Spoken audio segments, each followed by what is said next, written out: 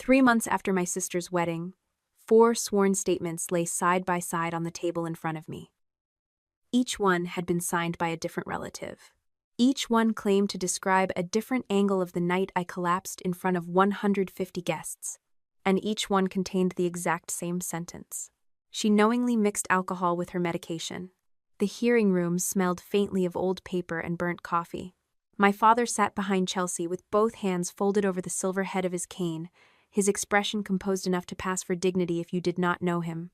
My mother stared at the witness stand, as though concentration alone could keep the truth from changing shape. Dana Ruiz, my attorney, lifted the first affidavit. "Mrs. Keller, did anyone tell you what to write in this statement?" My Aunt Carol shook her head. "No. I wrote what I remembered." Dana placed the second affidavit beside the first. "And you independently chose the phrase, knowingly mixed alcohol with her medication?" Carol hesitated. "That is what happened." Dana did not argue.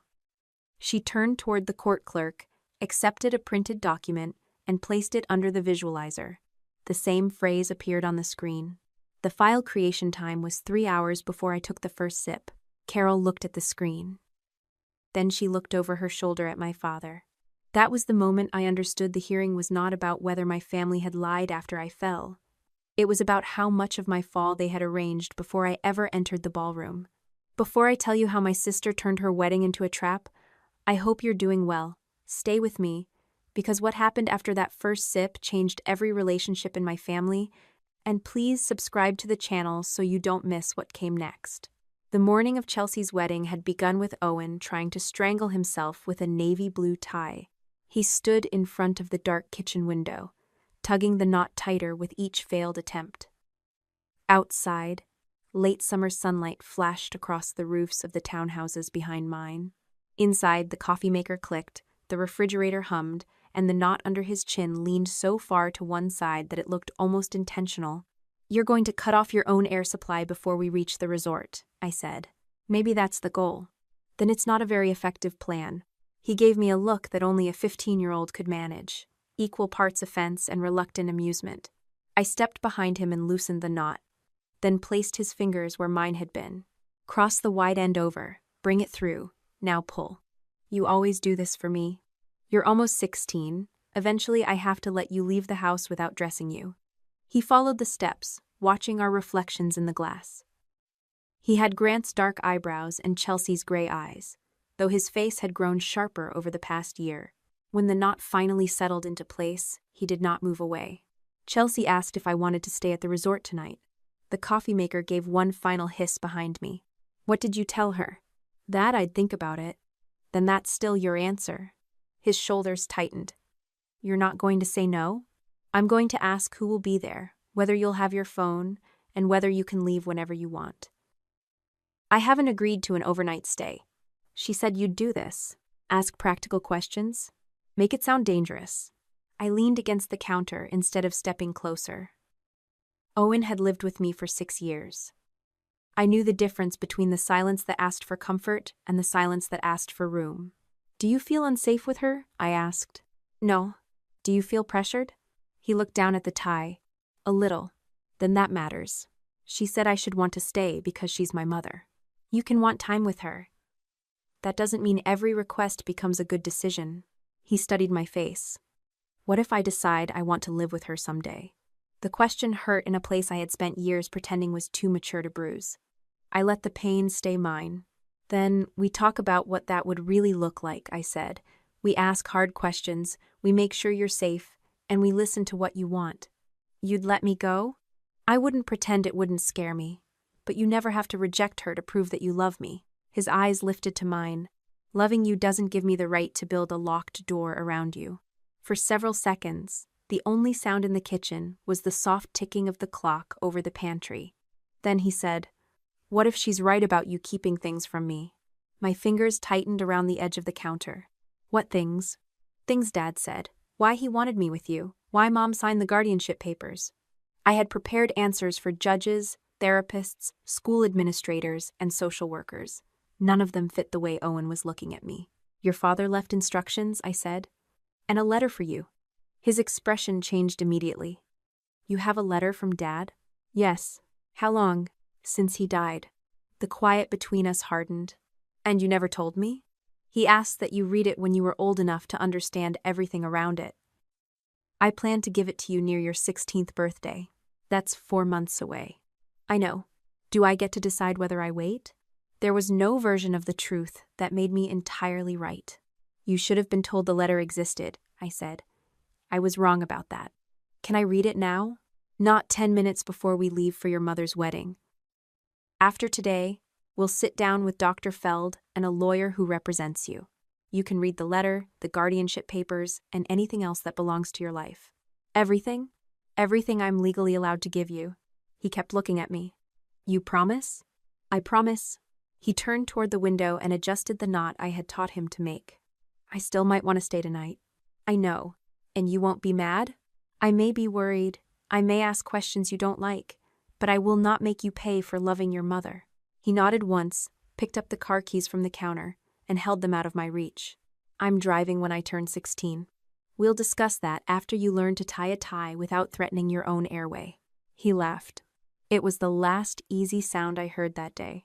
Before we left, I checked the secure message waiting from Lila Chen at North Star Trust Company. The subject line read, "Additional documentation required."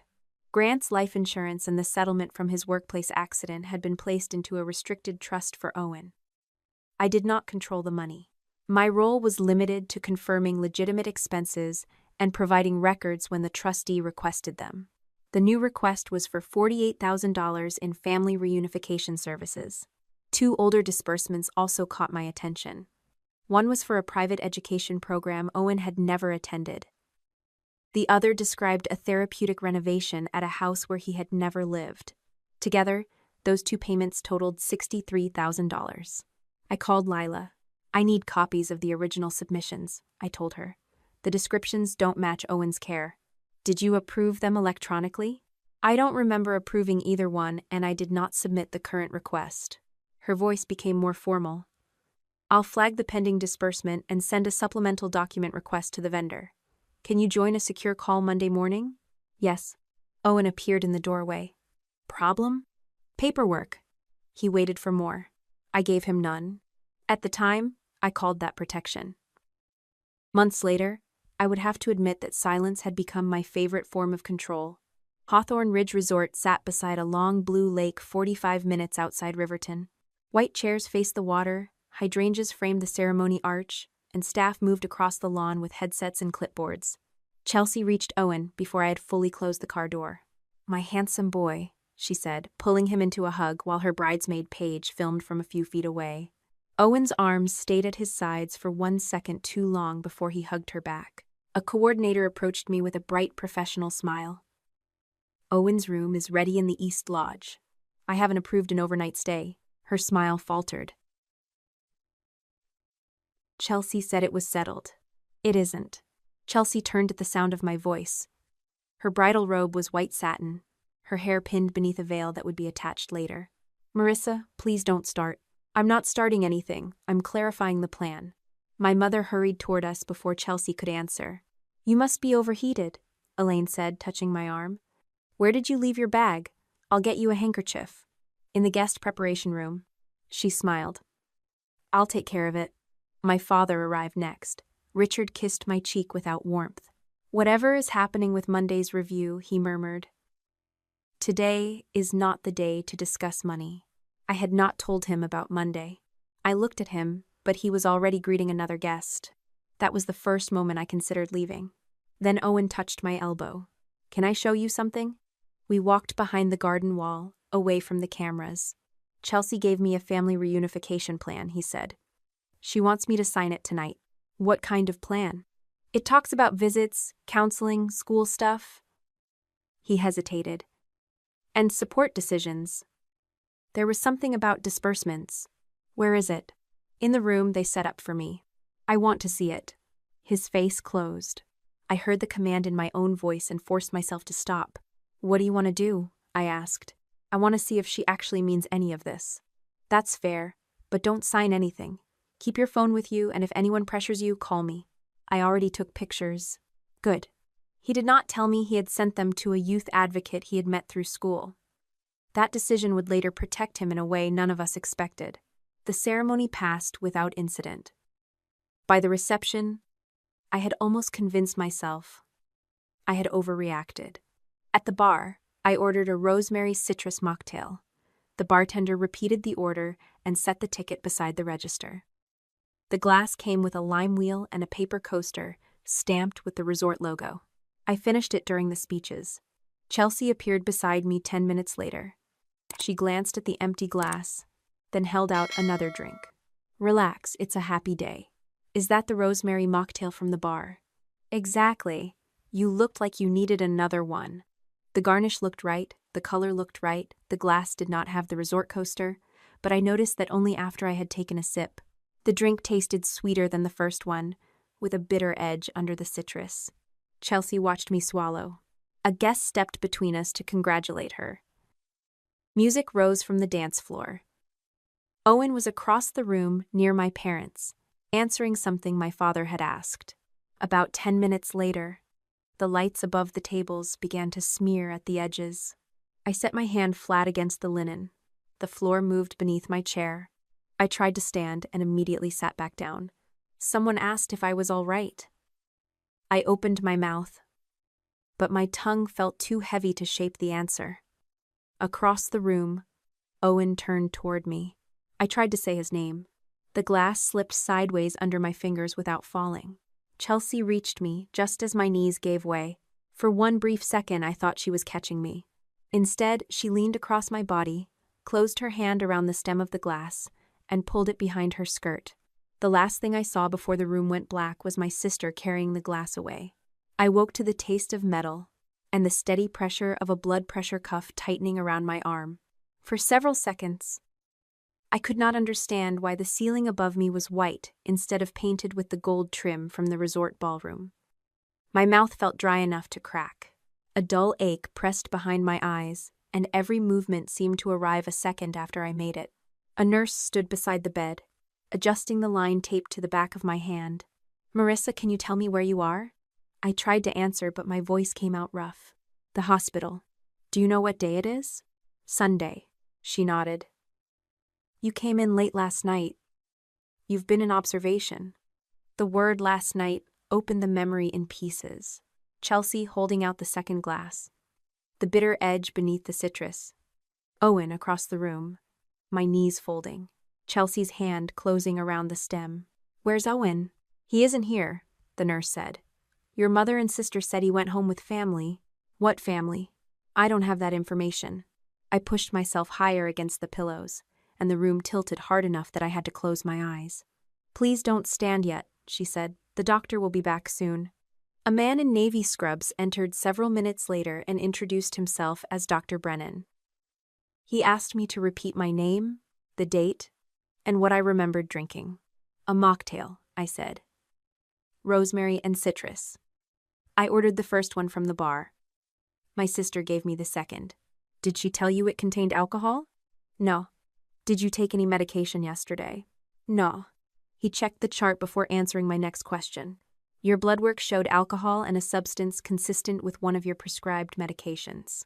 I stared at him. "That medication was in my bag. I can't tell you how it entered your system. I can only tell you what the test showed." "How much alcohol?" "Enough to contribute to impairment, especially in combination with a sedating medication. Your levels were already falling when you arrived." "Did I hit my head?" "There is no sign of a serious head injury. You were monitored overnight because of the combination of substances, your loss of consciousness, and the fall. You're still dehydrated, and I don't want you driving or working for at least 48 hours. I forced myself to breathe slowly. "Who gave you my medication history?" "Your mother and your sister provided the initial information while you were unresponsive." "Did you speak to anyone else?" "Paramedics brought you in. Your family answered what they could." I want the chart to say I did not know the drink contained alcohol, and I did not knowingly take that medication. I can document exactly what you're telling me. I also don't want information released to my mother or sister. He looked at the nurse, who handed me a tablet. "We can update the privacy instructions now that you're able to make your own decisions." My hand shook as I signed. I was still weak. I still needed someone else to bring me home. But the first thing I recovered that morning was control over who could speak for me. My phone had been placed in a plastic belongings bag beside the bed. It showed 11 missed calls, most from numbers I did not recognize. There were 4 from my mother, 3 from Chelsea, 2 from my father, and 1 from Dana Ruiz. I called Dana first. She answered before the second ring. "Tell me you're awake." "I'm awake. Can you think clearly?" "Clearly enough to know I need you." "That's a good start." Dana had handled a school employment issue for one of my colleagues and later helped me review a modification request Chelsea had threatened to file the previous year. She did not waste time asking whether I was sure my family could do something like this. "What do you remember?" she asked. I told her about the first mocktail, the second glass, the taste, the dizziness, and Chelsea taking the glass. "Did anyone bring the glass to the paramedics?" "Not that I saw." "I'll request the ambulance report. The resort has cameras. I'm sending preservation notices today. You can do that on Sunday?" "I can send notice today. If they refuse access later, we deal with that later. The important thing is that no one can claim they deleted footage during routine processing after being told it mattered. The videographer was recording. I'll contact the company and the bartender service too. My bag was at the resort, my medication was inside. Do not call Chelsea about it. I wasn't planning to." "Good. Do you authorize me to communicate with the venue and medical providers about preservation?" "Yes." She sent an electronic authorization while we were still on the phone. I signed it from the hospital bed. "I also need North Star to know I'm not withdrawing the questions about Owen's trust," I said. "Send one short email. State that you remain concerned about the disputed requests, and that any communication claiming otherwise is unauthorized. Do not explain the wedding." I did exactly that. My fingers moved slowly over the screen, but the message went out. Dana stayed silent while I sent it. "Now stop," she said. "You're in no condition to manage an investigation from a hospital bed. I need to know where Owen is. We'll find out. Call him once. Do not argue with whoever answers." I dialed his number. He picked up on the 4th ring. "Marisa?" His voice sounded smaller than it had in the kitchen the day before. "I'm here." For a second, neither of us spoke. Then he asked, "Did you know what was in the glass?" The question hurt more because it was fair. "No. Grandma said the hospital found alcohol and your medication." "They did. She said you must have taken it because you were upset." "I didn't." "You're sure?" "Yes." He breathed into the phone without answering. I could hear a television in the background and the faint clink of dishes. "He was at my parents' house. You don't have to decide whom you believe while everyone is frightened and shouting," I said. "Keep your phone with you. Don't sign anything. If anyone asks you to agree to a legal plan, tell them you want your own lawyer. Grandpa said you might not be allowed to make decisions for me anymore. No court has decided that. Can I come to the hospital?" Part of me wanted to say yes before he finished asking. I wanted him where I could see him, away from the people who had already begun teaching him how to describe what happened. But I could not ask a 15-year-old to leave my parents' house on his own and find transportation to a hospital while I could barely sit upright. "Stay where you are tonight," I said. "That is not the same as choosing them." "What if they won't let me leave tomorrow?" "Keep your phone. Dana and I will handle the legal part." "I don't want everyone handling me." The words landed cleanly. "I know." There was movement near him. Then my mother's voice. "Owen needs to rest. He can decide when the call ends," I said. "He watched you collapse, Marissa, and I'm speaking to him now." Owen lowered his voice. "I'll call you later. Keep your phone charged." "I will." The call ended. I sat with the silence afterward, trying not to imagine what my parents had already told him. Dana called again 20 minutes later. "The ambulance service gave me a preliminary incident note," she said. "It isn't the certified report yet, but there's something useful." "What?" "The crew documented that no one provided the drink container or any sample of what you consumed." I looked at the untouched cup of water beside my bed. "Chelsea took it. That's what you remember. We still need evidence supporting where she took it. The video. If it exists, and if the angle shows it, we don't build the case backward from what we hope the footage contains." That was Dana's way of telling me not to turn memory into certainty. A nurse brought me toast and broth. I managed half the toast before nausea forced me to stop. By noon, messages had begun appearing in the family group chat. My Aunt Carol wrote first. "I'm praying for Marissa. but Owen must come first. She knowingly mixed alcohol with her medication, and we all saw what happened. My cousin posted a similar sentence 10 minutes later. Chelsea wrote that she had tried to intervene, but I had insisted I knew what I was doing. My father said the family needed to remain united and avoid public speculation. The phrase appeared again in a private message from a relative who had been seated near the dance floor. Knowingly mixed alcohol with her medication. Same sequence, same certainty, same judgment. None of them had seen me take a pill. None of them had seen me order alcohol. At the time those messages were sent, the hospital had not released any result to them. My mother and Chelsea knew what medication had been found because they had supplied my medical history. Everyone else knew because someone had already given them the story. Aunt Carol's message had a timestamp from 22 minutes after the ambulance left the resort. I sent screenshots to Dana. "Don't reply," she said. "I wasn't going to." Good.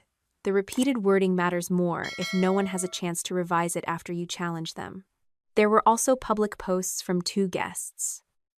Neither named my medication, but both praised Chelsea for protecting Owen during a family emergency.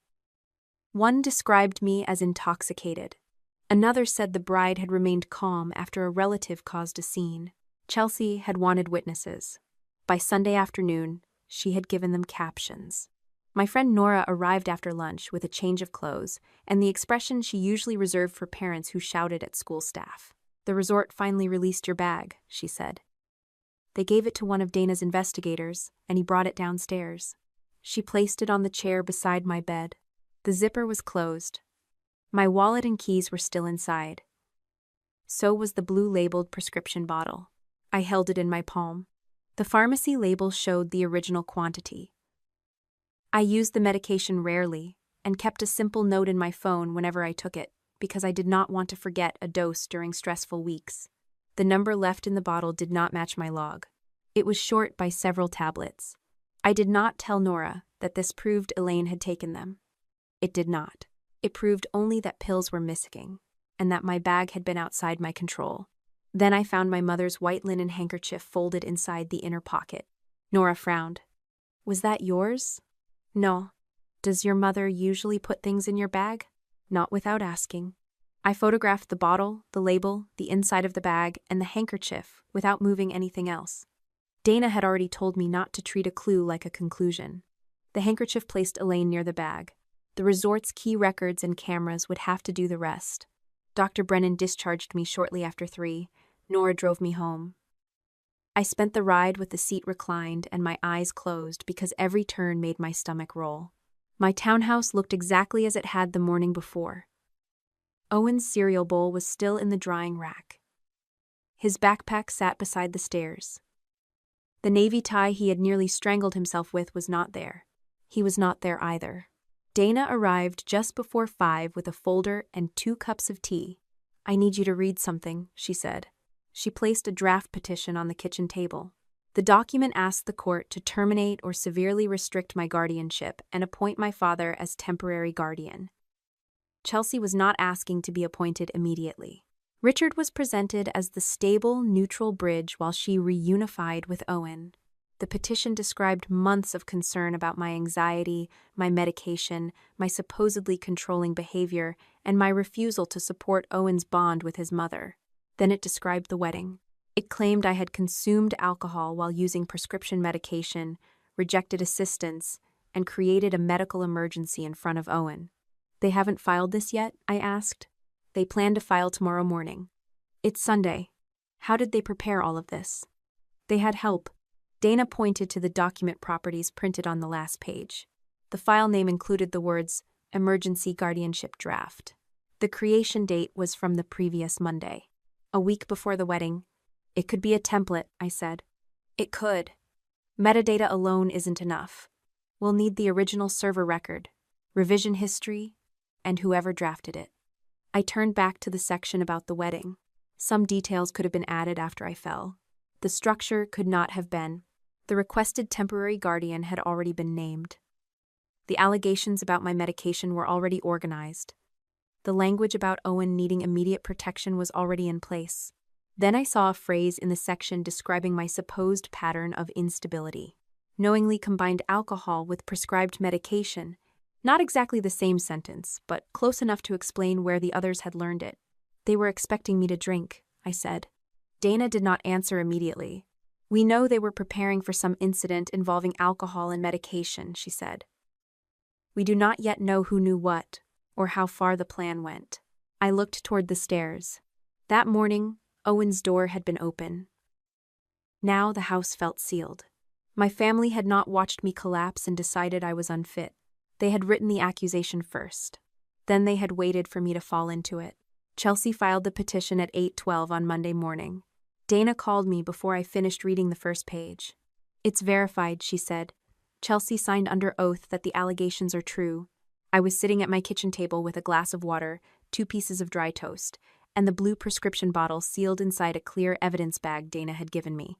The dizziness had eased, but my body still felt as though someone had replaced my bones with wet sand. What exactly is she asking for? To terminate your guardianship, or, in the alternative, suspend most of your authority while the court investigates. She wants Richard appointed temporary guardian. Not herself. That makes the request look less self-interested. I scrolled through the document on my laptop. Chelsea described herself as a mother who had spent years rebuilding her life while I allegedly obstructed reunification. My father was presented as a calm, financially responsible grandfather who could protect Owen from the conflict. There was no mention of Richard's connection to the disputed trust invoices. There was no mention of the $48,000 request waiting for approval. The wedding was described as the final proof that I had become dangerous. According to Chelsea, I had knowingly consumed alcohol while taking sedating medication, refused help when relatives expressed concern, and collapsed in front of Owen because I could no longer manage my own health responsibly. She said I refused help before I fell. I saw that. No one offered me help. Then she'll need a witness who says otherwise. I reached the attached statements. Aunt Carol's was there. So were statements from 2 cousins and one of my parents' longtime friends. Their wording was not identical, but each repeated the same conclusion. I had mixed alcohol with medication and endangered Owen. They're using the number of witnesses to replace actual knowledge, I said. They're trying to create urgency, Dana replied. An emergency motion doesn't require the court to decide the whole case. It only requires them to argue that leaving things unchanged creates an immediate risk. Owen is at my parents' house. They created the situation they're calling an emergency. I'll make that point, calmly. A secure message from North Star Trust appeared while we were speaking. Lila had frozen the pending $48,000 disbursement. She had also placed the 2 previous payments under internal review and preserved the account access logs. The message said North Star was retaining an outside forensic accountant. I read it twice. They froze everything. Everything disputed, Dana corrected. Normal payments for Owen's legitimate needs can still be handled through the trustee. No one is cutting him off. What happens if Richard becomes temporary guardian? He still wouldn't control the trust, but he could submit records, confirm expenses, and try to influence how the trustee views the previous requests. That's what they need. That's one possibility. We prove it with documents, not assumptions. Dana emailed me an affidavit denying that I had approved or electronically signed the 3 disputed requests. I read every line before signing. The signature on the trust forms looked like mine because it had been copied from a genuine document. That made the forgery more personal than a stranger inventing my name. Someone had taken an act I really performed and moved it to a transaction I had never seen. Dana's retainer was $9,000. I transferred it from my emergency savings that afternoon. I did not ask North Star to pay my legal bill. The trust belonged to Owen. The audit protected his money, so the trustee could pay for the accountant and signature analysis after approving those expenses.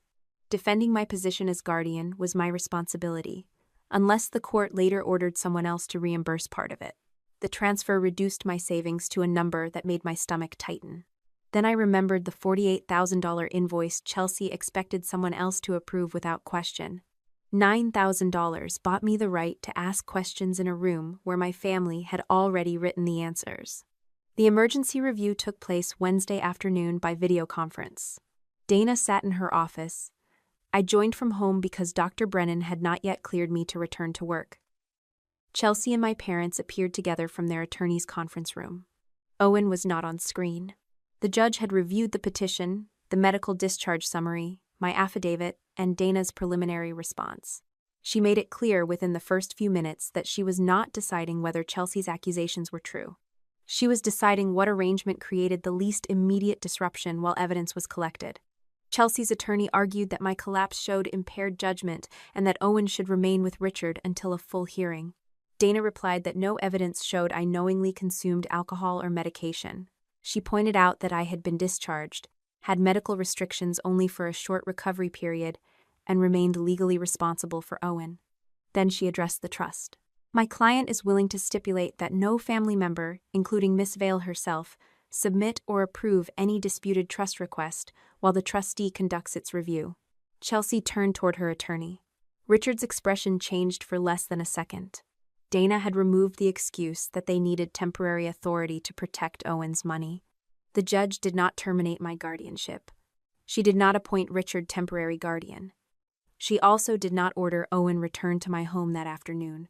Because he was already staying with my parents and had witnessed a frightening medical event, she allowed him to remain there until the interim hearing the following week. She said she wanted to avoid moving him repeatedly, while appointing someone independent to speak with him. I was granted scheduled calls every evening. No one was permitted to ask Owen to sign legal or financial documents. No disputed trust money could be released. Then the judge appointed Hannah Brooks as Owen's attorney. Chelsea's lawyer objected that Owen already had supportive family members. The judge answered, "Supportive family members are currently asking the court to decide which of them should control his life. He needs someone whose only client is him." For the first time that afternoon, I felt something inside me loosen. Hannah did not work for me. She would not tell Owen to choose my house because I had cared for him for 6 years. She would not tell him to choose Chelsea because she had given birth to him. She would ask what he wanted and whether anyone had pressured him. That possibility comforted me and frightened me in equal measure. After the call ended, Dana said, "This was not a victory." "I know. You prevented an emergency transfer. That's all." "I know that too." She leaned closer to her camera. "Do you?" I looked at the empty chair across from me. "Yes." What I did not say was that preventing them from taking my place for 1 week felt like the only kind of victory I could recognize. Dana's investigator interviewed the bartender the following day. I was not present. Dana called afterward and read me the relevant portions of Jordan's statement so I would not fill the gaps with what I wanted him to have seen. Jordan remembered my first order because the wedding package included alcohol, but I had specifically asked for a rosemary citrus mocktail. The point-of-sale ticket showed the order time and the non-alcoholic designation. He also remembered Chelsea approaching the service station after the speeches. Jordan had offered to make another mocktail. Chelsea said she would handle it. She did not take a prepared drink from him. She returned from the direction of the bridal suite carrying a glass of her own. "Did he see her put anything in it?" I asked. "No." "Did he see where she got it?" "He saw her come from the bridal suite with it. That's all he can say." It was not proof of what was inside the glass. It was proof that the second drink had not come from the bartender I had trusted. Jordan provided the original ticket, the staffing log, and a signed statement. Dana arranged for certified copies to be retained. The ambulance service sent its official report the next day. No glass or drink container had been handed to the paramedics. One crew member remembered asking whether anyone knew what I had consumed. Chelsea had been crouched near me when the question was asked, but she stood and moved away before anyone answered. The paramedic did not claim to know why. The report did not accuse her of hiding evidence. It simply destroyed the explanation she would later give under oath that she had taken the glass to help the medical team. By the following Monday, Dr. Brennan cleared me to return to work. The school district did not return me to my regular counseling schedule. My principal, an HR representative, and my union representative met me in a conference room before the first bell. The HR representative slid a printed screenshot across the table. A parent had shared a public wedding post describing me as an intoxicated school counselor who had collapsed after mixing medication and alcohol. "We are not making a finding," she said. "But because your position involves direct responsibility for students, the district is placing you on paid administrative reassignment while we review the medical documentation." What does reassignment mean? You'll work on scheduling records, program planning, and compliance reports. No individual student sessions for now. My principal looked embarrassed. I know this is difficult. Has anyone complained about my conduct at school? No. Has anyone alleged I was impaired at work? No. Then please make sure the written notice says that. My union representative nodded. It will. I gave HR my medical clearance and the limited statement Dr. Brennan had prepared. It confirmed I had experienced an unplanned exposure and had been cleared to resume work. It did not reveal Owen's records, the trust dispute, or the details of the guardianship case. I did not need my employer to believe my entire family was conspiring against me. I needed the district to distinguish a public accusation from evidence about my job. I spent the next week in a small office behind the attendance department, reviewing program data while other counselors met with students I had known for years. No one fired me. No one publicly condemned me. The quiet removal still worked exactly as my family had intended. At the interim hearing on August 27th, I saw Owen in person for the first time since the wedding. He entered with Hannah and sat at a separate table. He looked tired but not frightened. His navy tie was gone. He wore a gray sweatshirt despite the warm weather and kept his hands inside the sleeves. I wanted to cross the room. I waited for him to look at me first. He gave me a small nod. Hannah had spoken with him privately more than once. She had also reviewed the current guardianship order, the overnight restrictions, the petition, and the disputed trust requests. The judge heard brief testimony from me, Chelsea, and Richard. Chelsea cried when she described wanting her son back. I did not challenge the truth of that feeling. Wanting Owen was not the same as being entitled to control him. Richard said Owen needed stability and claimed his home could provide it. Dana asked whether he had any financial connection to vendors that had submitted invoices to Owen's trust. His attorney objected that the audit was incomplete. The judge allowed Richard not to answer until the evidence could be properly produced. His silence answered enough for me. Owen did not testify in open court. Hannah spoke for his stated preferences. He wanted to return to my home. He also wanted contact with Chelsea arranged through him and Hannah, not used as a reward for agreeing with either side. He did not want anyone discussing trust money with him unless Hannah or the trustee was present. The judge continued my guardianship. She ordered Owen returned to my home that evening. She kept Hannah appointed, preserved the trust restrictions, and scheduled the main evidentiary hearing for November. Chelsea's request for immediate control had failed. The judge had not ruled that Chelsea drugged me. She had not ruled that my father prepared false evidence. She had not decided whether the signatures were forged. She had only refused to hand them my life before those questions were answered. Outside the courtroom, Chelsea walked past me without speaking. My mother stopped long enough to say, "You're making this harder on Owen." I did not defend myself. Owen emerged with Hannah several minutes later. He stood beside me, but there was a careful distance between our shoulders. "Are you ready to go home?" I asked. "I think so." It was not the answer I wanted. It was an honest one.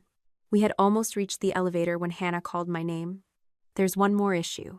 She held a tablet displaying an electronic form Chelsea had submitted with the petition.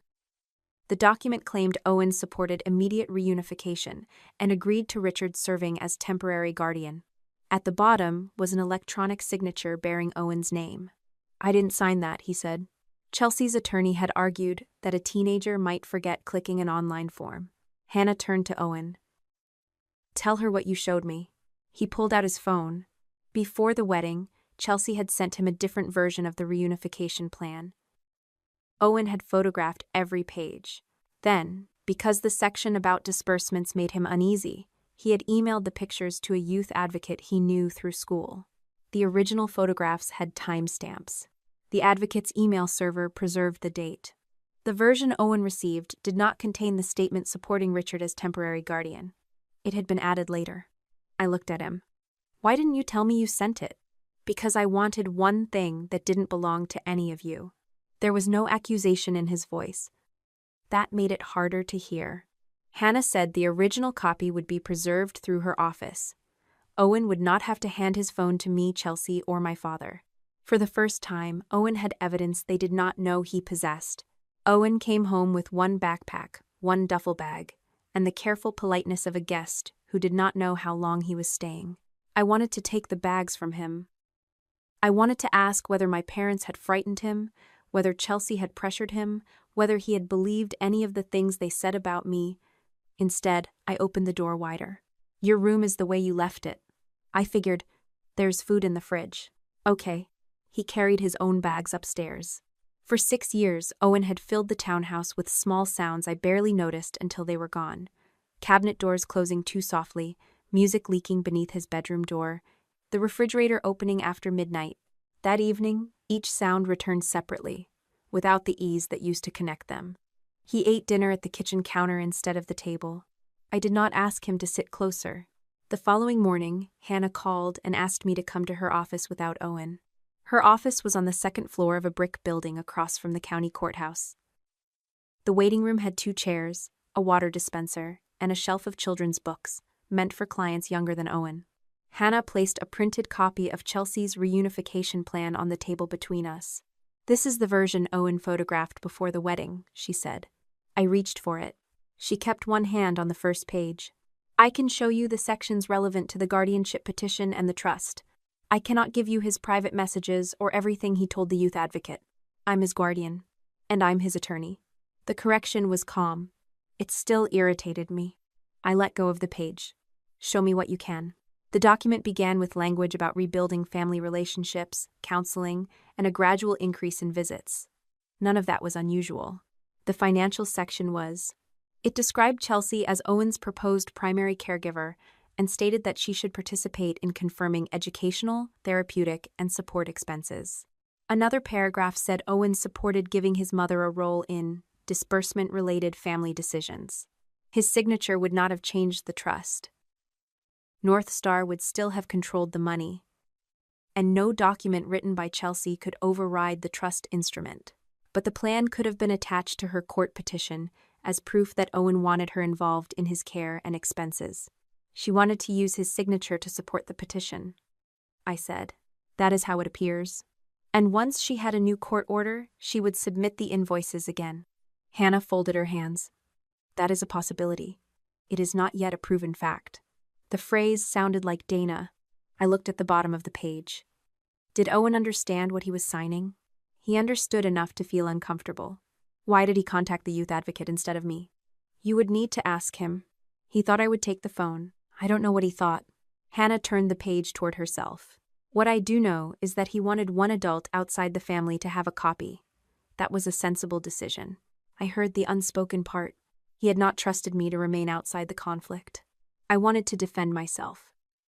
I wanted to remind Hannah that Chelsea had forged a later version of the document and that my parents had tried to replace me while I was in the hospital. Instead, I said, "You'll keep the original photos? My office has preserved them. So has the youth organization's email server." Good. It was not easy to accept a safeguard I did not control. That did not make the safeguard wrong. North Star's preliminary audit arrived 2 days later. Dana and I met with the forensic accountant in a conference room at the trust company. Lila sat at the far end of the table with a binder open in front of her. The accountant, a woman named Priya Nair, projected 3 invoices onto a screen. The first 2 disbursements were paid over the past 6 months, she said. Together, they total $63,000. One invoice was for a private education program. Owen had never attended it. The second was for a therapeutic renovation at a property owned by a company connected to Eric. Owen had never lived there. The pending $48,000 request was for family reunification services, supposedly provided by a consulting company with a mailing address that matched one of Richard's business registrations. The signatures are mine, I said. They appear to be copied from a genuine electronic form you signed 2 years ago, Priya replied. The placement, pixel pattern, and compression artifacts are identical. She showed us the documents side by side. Someone had lifted my real signature from a legitimate school expense request and placed it beneath 3 false certifications. Who uploaded them? We're still reviewing access records. The submissions came through vendor portals, not your Guardian account. Lila turned to another page. The pending request was held because the vendor failed to provide treatment notes, attendance records, or a service agreement. Because none existed, I said. That is what the audit is examining. Priya displayed a chart connecting the vendors. One company led to Eric's event business. One led to Richard. The supposed education program shared a payment processor and contact number with another company Chelsea had used for wedding contracts. Then Priya showed us the debt. Chelsea and Eric's business owed approximately $420,000 across a commercial loan, vendor balances, and revolving credit. A large payment was due before the end of August. Richard had guaranteed part of the debt through a home equity line. Elaine had signed the property documents with him. They used the house? I asked. Dana nodded toward the screen. It appears so. For the first time, my father's role made financial sense. Richard had not simply chosen Chelsea because she was his favorite. If the company failed, he and Elaine could lose part of the home they had spent 30 years paying for. That did not excuse what he had done. It explained why he was willing to do more. Priya closed the presentation. North Star will continue the audit. Until it is complete, no disputed request will be released. Can they move the money another way? I asked. Not from this trust, Lila said. The trustee controls the assets. A new guardian would not receive direct possession. The answer should have reassured me. Instead, it sharpened the plan. Chelsea did not need to steal the entire trust. She needed me removed as the person challenging her paperwork. She needed a guardian willing to confirm her expenses, and enough confusion to delay the audit until the business survived another month. $48,000 would not erase $420,000 in debt. It could keep one payment from defaulting. It could keep vendors quiet. It could buy time. For desperate people, time often looked enough like rescue. The resort produced its keycard log the following week. Dana called me into her office before showing it to me. Remember, this tells us who entered a corridor, access room, she said. It does not tell us exactly what happened inside. The log showed that my mother had used a staff key to enter the guest preparation room at 5:43 in the afternoon. My bag had been in that room. Elaine remained inside for 6 minutes. 9 minutes later, the same key opened the bridal suite. Chelsea was already there. The resort had preserved hallway footage, but its attorney would not release the full video without a subpoena or agreed protective order. Dana had begun that process. What reason did my mother give for having a staff key? She told the coordinator you needed a handkerchief and medication before the reception. I never asked her for medication. I know. The explanation placed the lie before the act. My mother had not merely found my bag while looking for a handkerchief.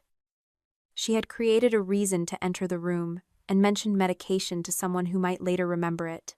Dana slid a second document toward me. It was a forwarded email from Aunt Carol. The subject line read, Family Safety Summary. The body instructed relatives to watch for signs that I was becoming emotional, controlling, or impaired. It said Owen should remain with Richard if I knowingly combined alcohol with prescribed medication. The same punctuation error appeared in Carol's statement, and 2 messages sent after the ambulance left. The email header identified Richard as the sender. The attachment properties identified him as the author. The earliest saved version had been created the morning before the wedding. I read the sentence again. Prescribed medication. Not just alcohol. Not just a scene. My father had known the explanation would involve my own prescription before anyone could have known what the hospital would find. He knew about the pills, I said. Dana did not soften the answer. Yes. My mother had accessed the room where the medication was stored. My father had written the narrative that would explain it.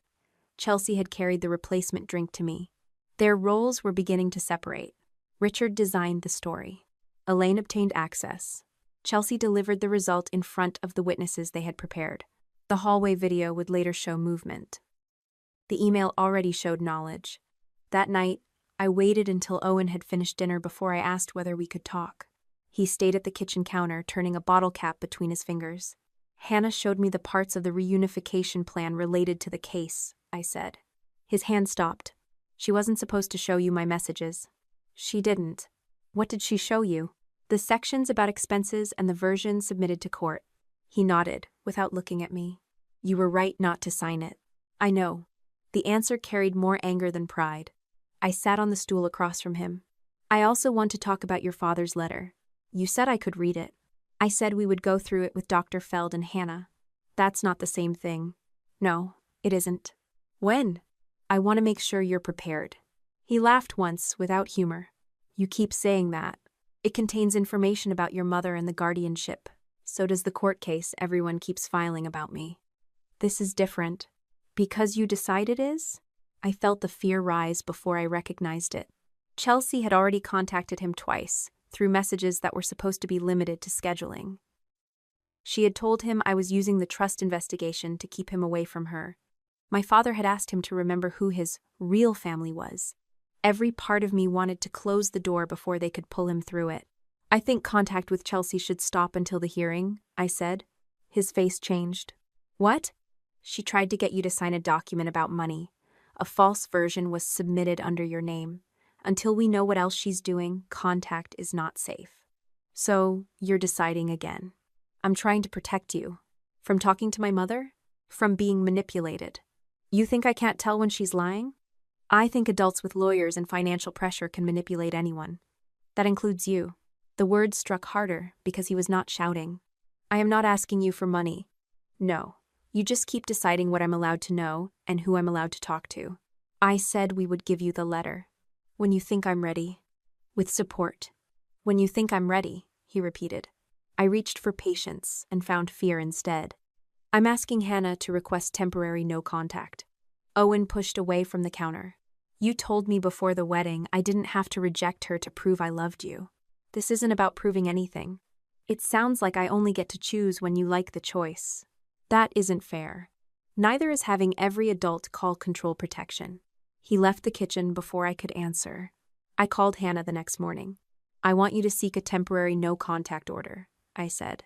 Based on what new immediate danger? The forged document, the pressure about the trust, Chelsea's messages. I can raise the concern with the court. I will also ask Owen what conditions he wants. He's 15. He is also my client. I'm still his guardian. And the existing order does not give you unlimited authority to cut off court-recognized contact during active litigation without review. The legal answer angered me because it blocked the action that felt safest. What if she pressures him again? Then we document it and ask the judge for restrictions supported by evidence. She already did. Yes, that may justify supervised contact, limits on topics, or a temporary pause. It does not mean you and I decide without him. I closed my eyes. I'm trying to keep him from being used. I believe you. The kindness made the correction worse. But he told me he feels used by everyone right now. That afternoon, Dana received a letter from Eric's attorney. Eric admitted he knew about the Monday trust review before the wedding. Chelsea had told him the pending payment might be stopped unless I was handled. He claimed he believed the plan was to give me one strong alcoholic drink, provoke an embarrassing scene, and use the witnesses to argue that I was unstable.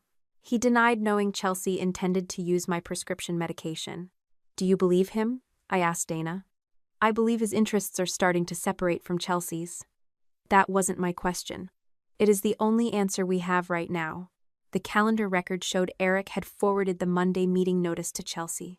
His message read, "We need this handled before the ceremony ends." He had agreed to humiliate me and interfere with the review. Whether he knew about the pills would have to be proven separately. 2 days later, Hannah filed an emergency request of her own. It was not for no contact. It was for Owen to spend 1 week at a county-approved youth respite residence. He had told her he did not want to stay with Chelsea, my parents, or me while the adults argued over his phone calls, his trust, and his father's letter. The request went to the judge. The judge approved it for 7 days, with school attendance, access to Hannah, scheduled calls, and no financial discussions. I read the order 3 times. Owen packed after dinner. I stood in his doorway while he folded shirts into the same duffel bag he had brought home from my parents' house. You don't have to do this, I said. Yes, I do. You can stay here. I won't stop your calls unless the court orders it. He placed a charger in the side pocket. That's not the only reason. I know. He looked at me then. I don't think you're like Chelsea. The relief came too quickly. But every time you're scared, you decide more things for me. There was no accusation I could defeat with a document. I had spent 2 weeks proving that Chelsea, my parents, and Eric were trying to control Owen's future. Then fear had made me reach for the same tool. Chelsea had tried to take Owen from me. Fear had just made me push him away on my own. The county respite center looked less like a shelter than a small college dorm someone had forgotten to finish decorating. The walls were pale gray, the furniture was sturdy, and every door had a narrow window set at eye level. Owen sat across from me in a private meeting room with Hannah beside him. He wore the same gray sweatshirt he had worn to court, though the sleeves were pushed above his wrists now. I had spent the drive rehearsing explanations. None of them survived the way he looked at me. "I'm not here to make you come home," I said. His expression did not change. "Then why are you here?" "To apologize." Hannah opened a folder but did not speak. I placed both hands on my knees so I would not reach across the table before Owen invited me to. "I was right to be concerned about the document Chelsea wanted you to sign. I was right to take the missing medication, the trust requests, and the false signature seriously." He stared at the floor. "But I was wrong to decide that concern gave me the right to shut down every conversation without asking what you wanted." Owen looked up. "Chelsea tried to control my future," he said. "You controlled my past." The words were simple. That made them harder to escape. "What she did was dangerous," I said. "What I did came from fear. But fear doesn't become respect just because I call it protection." "You keep saying you were protecting me." "I know. Do you still think I shouldn't talk to her?" "I think any contact needs rules. I think she has used your feelings and your name to support things you never agreed to. But I don't think I should decide the rules by myself." His eyes moved toward Hannah. "Does that mean I can call her?" "It means you and Hannah can discuss what contact is safe, and I will be part of the process without treating my opinion like the only one that matters." He rubbed his thumb along the edge of the table. "What about Dad's letter? You should read it. Today? If that's what you want." He looked surprised enough that I understood how rarely I had answered him without adding a condition. "I want Dr. Feld there," he said. "Then she'll be there." "And Hannah." "Yes. And I don't want you to stop me halfway through because you think it's too much." My first instinct was to say that a therapist might need to pause if he became overwhelmed. I swallowed the answer. "You can stop whenever you want," I said. "No one else gets to take the letter away once you begin." Owen watched me for several seconds before nodding. The meeting with Dr. Feld took place 2 days later. Grant's letter had remained in a sealed archival envelope inside my fireproof box since the guardianship proceedings 6 years earlier. The envelope had his handwriting on the front. "For Owen, when he is old enough to ask questions none of us can answer for him." I had read the letter once after Grant died, because his written instructions authorized me to review it with the therapist overseeing Owen's transition. I had told myself that knowing its contents made me responsible for choosing the correct moment. What it had really done was make me the gatekeeper of a truth that was never mine. Owen broke the seal himself. Dr. Feld sat near the window. Hannah sat beside the door. I took the chair farthest from Owen. Grant's letter did not begin with Chelsea. It began with an apology. He wrote that Owen should never have been forced to carry the consequences of decisions adults made before he was old enough to understand them. He wrote about school mornings, burnt pancakes, baseball games Grant had pretended to enjoy, and the way Owen used to sleep with the hallway light on after thunderstorms. Owen smiled once while reading. Then he reached the section about his mother. Grant explained that Chelsea had once used Owen's identifying information to open a credit account. He wrote that the account had been reported, closed, and frozen before it could follow Owen into adulthood. The bank, credit bureaus, lawyers, and court had all been informed. Nothing in the letter revealed a crime Marissa had hidden from the people responsible for protecting him. What I had hidden was the emotional meaning of it. Grant wrote that Chelsea's love for Owen might be real and still not be safe in every form. He wrote that adults sometimes used shame, blood, sacrifice, or fear to demand loyalty they had not earned. Then Owen read the line that made his voice stop. "You do not owe any adult your obedience simply because they call their control love." He lowered the page. "Did Dad want me to stay with you forever?" "No," I said. "Then why did you act like that was the plan?" "I acted like keeping your life stable was the plan." "That isn't what I asked." "No. Your father did not tell you to choose me forever." Owen looked back at the letter. Grant had written that Marissa was the person he trusted to keep Owen safe while he was young. He had also written that safety was supposed to prepare Owen to make his own decisions, not replace those decisions. The letter did not crown me. It placed an expiration date on the kind of authority I had grown comfortable exercising. Owen finished reading without crying. He folded the pages along their original creases and placed them back on the table. "You were going to wait until December?" "Yes." Would you have given it to me if the wedding hadn't happened? The honest answer was not flattering. I believe I would have. That isn't the same as yes. No. He nodded slowly. Dr. Feld asked whether he wanted a break. I want to know what else there is. Hannah told him they could review the guardianship records in stages. Owen asked for copies of the original court order, the credit freeze confirmation, and any documents submitted in his name. I agreed before anyone had to ask me. The following afternoon, Hannah arranged a supervised call between Owen and Chelsea. I was not in the room. I did not hear Chelsea's voice or see Owen's face. Everything I knew about that conversation came from Hannah's summary and what Owen chose to tell me later. Chelsea began by saying she missed him. Owen asked why the reunification plan included language about disbursements. Chelsea said the money would have helped them rebuild their life together. He asked why a version carrying his name had been changed after he photographed it. She said lawyers sometimes revised forms. He asked why the education invoice named a program he had never attended. Chelsea did not answer. Instead, she told him I had kept his father's letter from him for 6 years. Owen said, I already know. According to Hannah, Chelsea went silent. Then she asked whether I had turned him against her. Owen ended the call himself. When he told me about it, we were seated on a bench outside the respite center. A youth soccer practice was taking place in the field across the parking lot. She kept talking about what you did, he said. What did you want her to talk about? What she did. I nodded. She said the money was for us. What do you think? I think she wanted it to be for us after it saved her company. There was no triumph in his voice. He looked tired. I still wanted her to answer differently, he said. I know. You don't know everything. No, I don't. It was the first time I answered him without trying to prove how well I understood. The next morning, I met Dana and Hannah at Dana's office. I brought a written proposal. North Star would continue controlling all trust distributions. I would no longer be the only family member receiving age-appropriate financial summaries. Owen would receive them through Hannah and the trustee.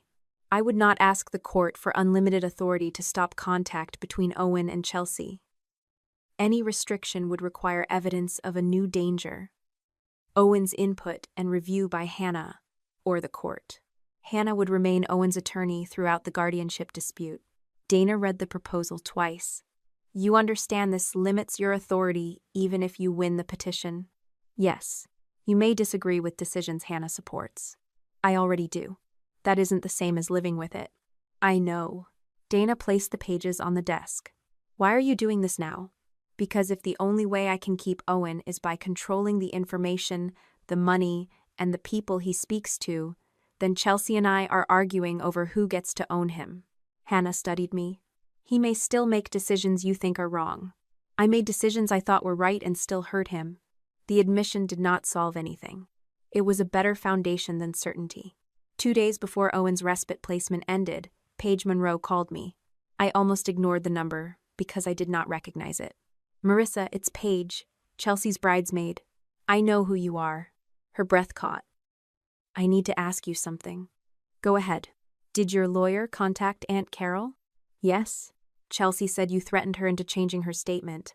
That isn't what happened. What did happen? Carol was asked to separate what she saw from what other people told her. Paige was quiet. I filmed most of the wedding, she said. Chelsea asked me to delete the clips after the ambulance left. Did you? I deleted them from my phone. I closed my eyes. But my account automatically backed everything up. I said nothing. She told me those were private moments, Paige continued. I believed her. Then she asked me to tell people you had been drinking before the reception. Had you seen me drinking? No. Then don't say you did. Her voice tightened. There may be something on the backup. Do not send it directly to me. Why? Because I don't want anyone claiming I edited, pressured, or mishandled it. Contact Dana. Preserve the account exactly as it is. You're not even going to ask what I saw? I'm going to let the evidence answer that. Paige exhaled. I introduced Chelsea's company to 2 venues. My name is still on their website. That is something you need to discuss with your own lawyer. You could tell everyone what she did. I could also expose Owen's medical and financial records while doing it. So you're protecting her? No, I'm protecting him. Paige contacted Dana that afternoon. She did not yet hand over the files, but she agreed in writing not to delete or alter the cloud backup. Owen's 7-day respite placement ended on a Friday. Hannah drove him to my townhouse because he had asked her to be present when he returned. His duffel bag looked lighter than when he left. We sat at the kitchen table before he carried anything upstairs. "I want to come back," he said. "You don't have to decide permanently today." "I know. What do you need?" He glanced at Hannah, then back at me. "No documents about me that I don't know exist." "Agreed. If Chelsea calls, I tell Hannah. You can know the call is happening, but you don't get to listen unless I ask. If there's an immediate safety concern, I may need to act. Then you explain it to Hannah and the judge. You don't just take my phone." I nodded. "Agreed. I want copies of everything I'm allowed to have. We'll make a list with Hannah and North Star. And if you think I'm not ready for something, I tell you why. I don't pretend the thing doesn't exist." His shoulders lowered slightly. "I'm still mad. You're allowed to be. I don't know when that stops. You don't owe me a deadline." He picked up the duffel bag. "I'm going upstairs." "Okay." He paused near the stairs. "I'm not choosing you over Chelsea." "I know. I'm choosing to come home." The distinction hurt. It also made his return real. On Monday, Dana received notices from the opposing attorney. Richard intended to testify that he had prepared no documents before the wedding. Elaine intended to testify that she had never touched my medication or removed anything from the bridal suite. Eric intended to deny knowledge of any plan to damage my reputation. Chelsea intended to testify that she had given me an ordinary mocktail and taken the glass only to help the paramedics. Each of them wanted the court to hear the story in their own voice. Dana spread the notices across her conference table. "They know we have questions," I said. "They don't know everything we have. Do we show them? We follow discovery rules. We disclose what we are required to disclose when we are required to disclose it. But we do not warn them away from statements they have already chosen to make." That sounds like a trap. No. A trap tricks someone into doing something they would not otherwise do. They wrote this story before the wedding. They repeated it after the ambulance left. Now they are choosing whether to swear it is true. I looked at the 4 names. For weeks, I had been trying to prove what my family had done. Now they were volunteering to confirm exactly how far they were willing to carry the lie. They were preparing to swear to a story we already knew had been written before I fell. Dana built the case on a whiteboard. She divided it into 4 columns, one for each person who intended to testify. Richard's column contained the petition draft, the family safety summary, the trust vendors, and the home equity documents. Elaine's contained the keycard log, the missing medication, the message about the blue-labeled bottle, and the box she had carried out of the bridal suite. Eric's contained the company debt, the Monday trust review, the false vendors, and the message saying I needed to be handled before the ceremony ended. Chelsea's contained the second glass, the altered reunification plan, the disputed invoices, and the story she had begun spreading before the ambulance reached the hospital. Dana drew a line beneath all 4 names. "Everything above this line is what they have already claimed," she said. "Everything below it is what the records may prove." I sat across from her with a notebook open on my lap. "May prove? Some evidence is still preliminary. Some has not been authenticated. Some shows opportunity but not intent. They prepared the petition before the wedding. We have metadata suggesting that. We need the server archive. My father wrote the exact explanation before I drank anything. We have a forwarded copy. We still need the original account records." I knew why she kept correcting me. A family could build a lie by repeating certainty until no one remembered where it began. Dana refused to let me build the truth the same way. "Are they going to see everything before the hearing?" I asked. "They will receive what discovery rules require. They already know we requested the resort footage and trust records. They do not need a personal warning every time a document contradicts them." "What about Paige's video?" "It is under preservation. If she produces it, it will be disclosed according to the court's order." So we wait while they keep saying I did this to myself. Dana capped the marker. "You could release your medical records, the guardianship filings, and the trust investigation tomorrow. You might win public sympathy for a week. And expose Owen." "Yes." I closed my notebook. The parent who complained to the school had not withdrawn anything. My district reassignment continued. 2 relatives had stopped answering my calls. Online, The wedding story remained simple. The responsible bride had protected a child after her unstable sister mixed alcohol and medication. I wanted to correct every sentence. Instead, I said, "We keep it out of public view." Dana nodded. "Then we build something that can survive inside a courtroom." Aunt Carol contacted Dana 2 days later. She asked to meet without Richard, Elaine, or Chelsea knowing. Carol arrived wearing a beige cardigan despite the warm September afternoon. She held her purse with both hands and sat on the edge of the chair as though she might leave before Dana asked the first question. "I need to change my statement," she said. Dana turned on no recorder until Carol signed consent. "What part is inaccurate?" Dana asked. Carol looked at me. "I didn't see you take medication." "I know. I didn't see you order alcohol either." "What did you see?" "You took a drink from Chelsea. Later you looked sick." Then Elaine called me while the paramedics were still there. "What did she say?" "That you had mixed alcohol with your anxiety medication." She said this proved what they had been worried about. "Had you been worried before that night?" Carol rubbed one thumb over the clasp of her purse. "Richard sent us a summary the day before the wedding. He said you might create a scene if Chelsea tried to spend time with Owen." Dana placed Carol's affidavit on the table. "Did you write this sentence?" Carol read it. "She knowingly mixed alcohol with her medication." "Not exactly." "What do you mean?" "I wrote that Elaine said you had mixed them." Richard sent it back and told me to remove Elaine's name because the statement should reflect what the family understood. "What the family understood," Dana repeated. Carol nodded. "Did Richard change anything else? He made it sound like I saw you refuse help." "I didn't. I was near the dance floor. But people were standing between us." "Why did you sign it?" Carol's eyes filled, but she did not cry. "Because they said Owen could be sent to strangers if we didn't show the court there was a stable family ready to protect him." I thought about the respite center and the way my parents had treated any independent adult as a threat to the family. They had not wanted Owen protected by strangers. They had wanted him controlled by people who already knew the script. Dana slid a blank statement form across the table. "Write only what you personally saw and heard. If you do not remember something, say you do not remember." Carol looked at me again. "Are you going to tell everyone I lied?" "I'm going to tell the court which parts were not true." "That isn't what I asked." "No, I'm not going to campaign against you. But I won't protect the statement." She lowered her eyes. After she signed the correction, she said she would contact 2 cousins who had received the same summary. Dana did not ask her to persuade them to support me. She asked her to tell them to describe only what they had witnessed. That was how the social circle began to shift. Not with a public confession or a viral video, but with one relative admitting that the words in her mouth had belonged to my father. Paige produced the cloud backup the following week. Her attorney arranged the transfer directly to Dana under the protective order. The files included hours of rehearsal clips, makeup footage, guest arrivals, and private conversations that had nothing to do with me. Dana instructed the video technician to preserve the original files and extract only the portions relevant to the case. The first useful clip showed Chelsea in the bridal suite before the reception.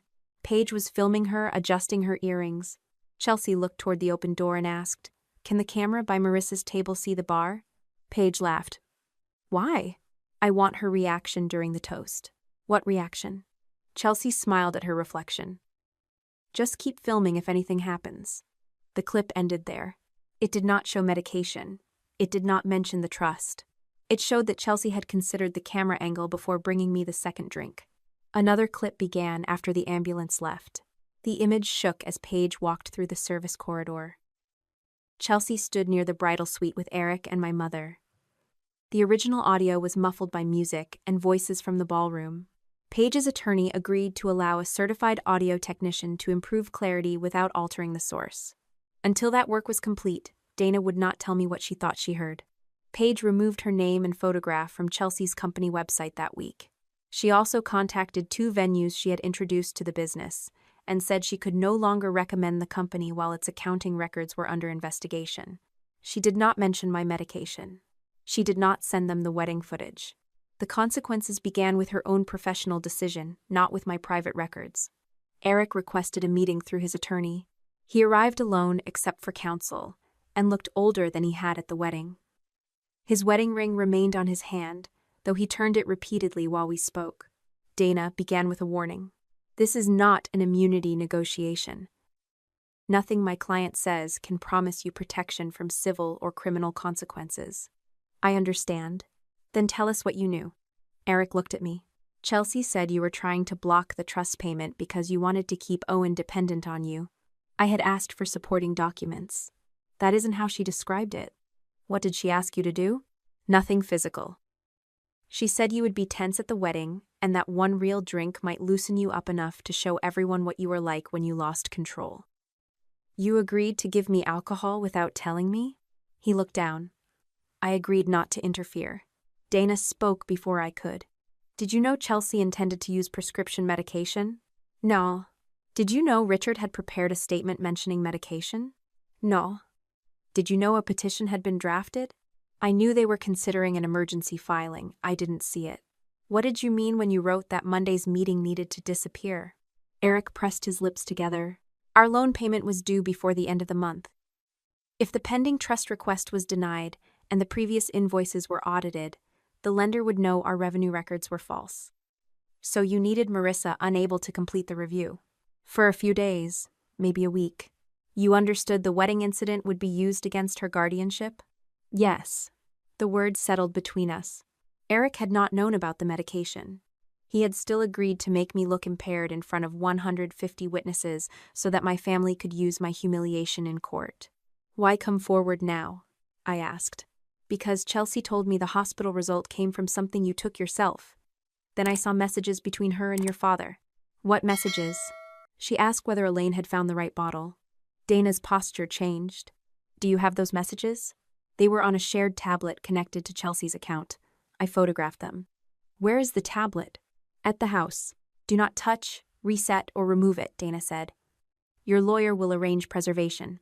Eric looked toward his attorney, then nodded. Chelsea also told me to delete the bridal suite camera feed. I said there was no camera inside the room. Was there one in the hallway? Yes. Did you delete it? No. The resort controlled that system. His cooperation did not make him brave. It meant the part of the plan he had accepted was becoming more dangerous than the marriage he was trying to protect. The server records and hallway footage arrived under court order near the end of October. Richard's family safety summary had been created from his business email account the day before the wedding. Earlier, revisions were recovered from the server. One draft referred only to alcohol. A later revision added my prescription medication. The change occurred after a text exchange between Richard and Elaine. Elaine wrote, I found the blue, labeled bottle. There are enough. Richard replied, then the wording needs to be specific. It has to look like her own decision. The message did not show who removed the pills from the bottle. It showed that both of my parents knew medication would be part of the plan.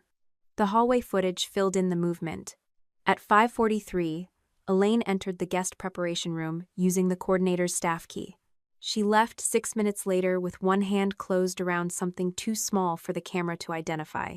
She entered the bridal suite. After I was taken away, she returned to the bridal suite, emerged carrying a white storage box, and loaded it into Richard's car. The footage did not show the glass inside the box.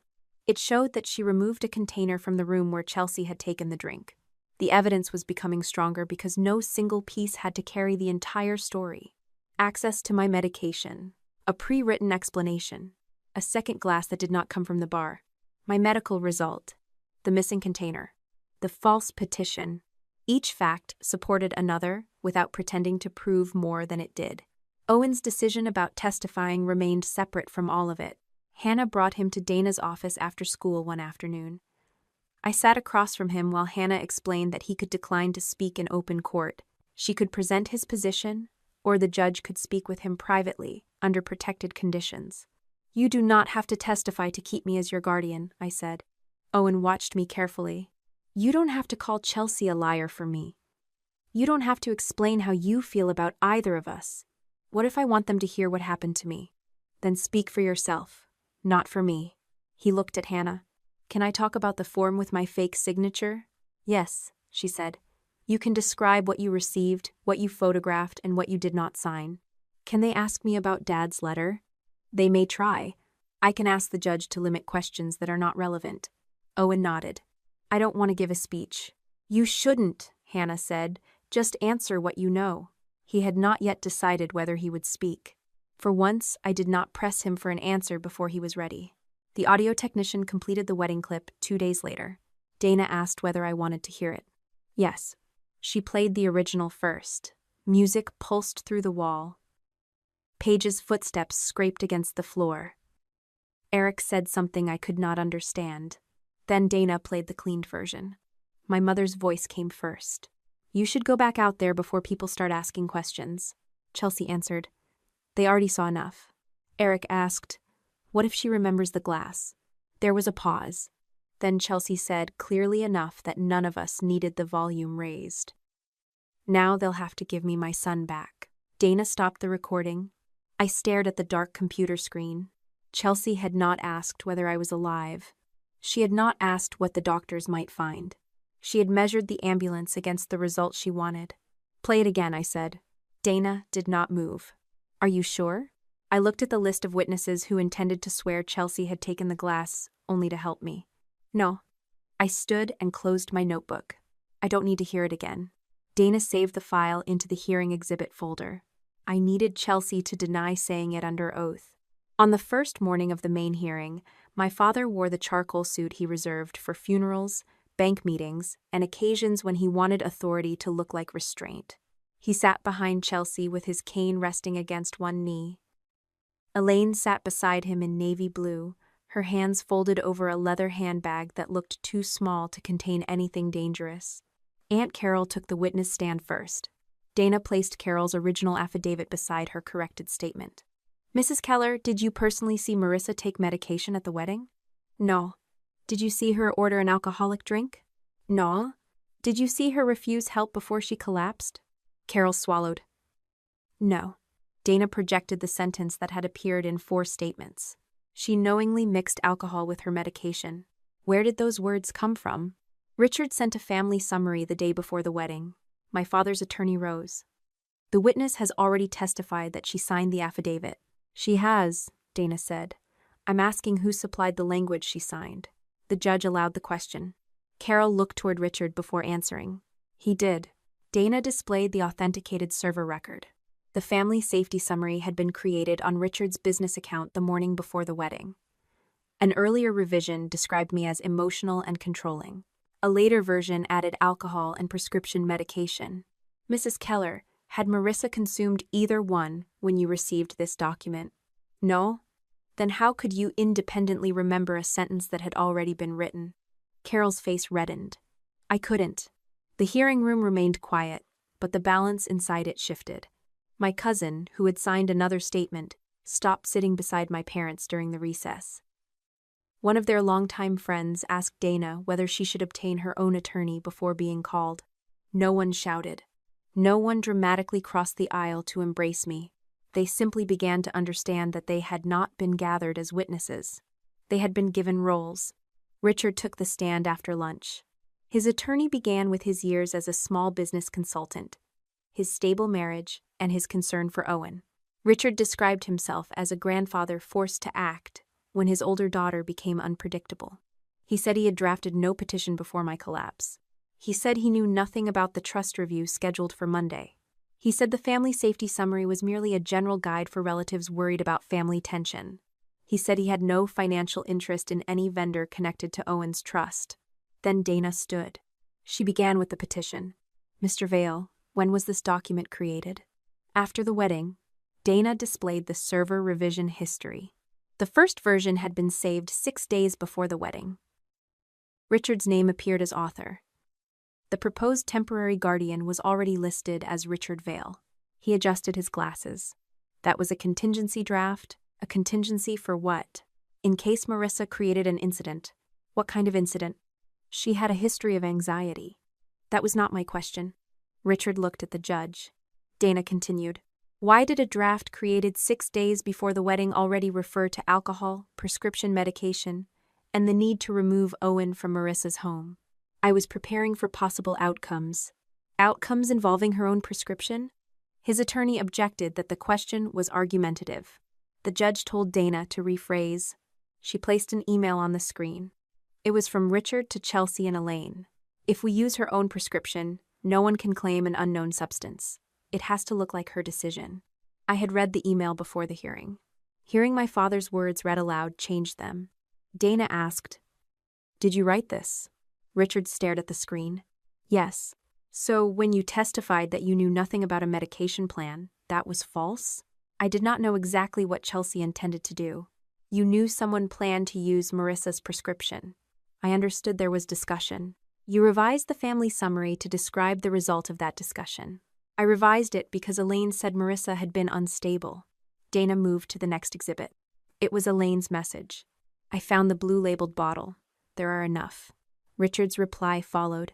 "Then the wording needs to be specific. It has to look like her own decision." Dana let the messages remain on the screen. "Was this also general contingency planning?" Richard's jaw tightened. "I was trying to protect my grandson by preparing a false explanation before his guardian consumed anything. I did not expect her to be hospitalized." It was the first honest sentence he had offered. Dana did not let him hide inside it. "You expected her to appear impaired?" "I expected one drink to reveal behavior we had already seen." "You expected witnesses to believe she chose the drink, combined it with medication, and endangered Owen." Richard looked toward Chelsea. "Yes." Dana moved to the trust records. Richard denied owning the family reunification vendor until she displayed the state registration attached to his consulting company. He denied knowing about the pending $48,000 request until she displayed the calendar notice Eric had forwarded to him. He denied any personal risk from the company's collapse until she displayed the home equity documents bearing both his and Elaine's signatures. "You used your house to guarantee part of Chelsea and Eric's business debt," Dana said. "I supported my daughter. And if the company defaulted, we could have lost equity. So the Monday review threatened your finances. It threatened the whole family. It threatened you." Richard's restraint finally broke. "Marissa could afford to wait," he said. "Chelsea could not. Marissa had a job, a home, and control of Owen.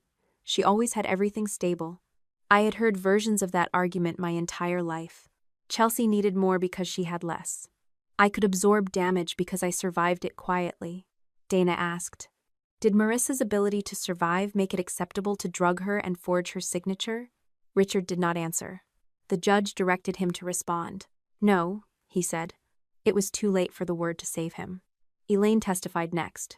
She spoke softly enough that people leaned forward to hear her. She denied entering the guest preparation room. She denied touching my medication. She denied carrying anything from the bridal suite.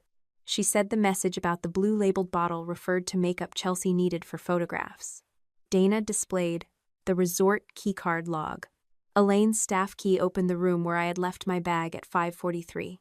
"You told the coordinator you were retrieving a handkerchief and medication for Marissa," Dana said. "I may have been mistaken. Did Marissa ask you to retrieve either one?" "No." The hallway footage played without sound. Elaine entered the room empty-handed. 6 minutes later, she left with one hand closed around a small object. She entered the bridal suite. The footage then jumped to, after the ambulance left. Elaine emerged carrying a white storage box and loaded it into Richard's car. "What was in the box?" Dana asked. "Wedding supplies." "Did it contain the glass Chelsea removed from beside Marissa?" "I don't know." "Did you wash or dispose of anything from that box?" "No." Dana displayed a text sent from Elaine to Chelsea shortly after the ambulance left. "The glass is with us. Do not answer questions until Dad speaks to the lawyer." Elaine's face changed. For a moment, she looked less like a mother protecting her child and more like someone who had realized her own words had survived her memory. "I was afraid," she said. "Afraid of what?" "That Chelsea would be blamed for an accident." "Before anyone accused her?" Elaine's attorney objected. The judge overruled it. Elaine stared at her hands. "We knew how it would look." Dana's voice remained level. "You knew how it would look because you helped create it." Elaine began to cry. I felt nothing close to satisfaction. For years, tears had been the point where every family conversation changed direction. Someone comforted Elaine.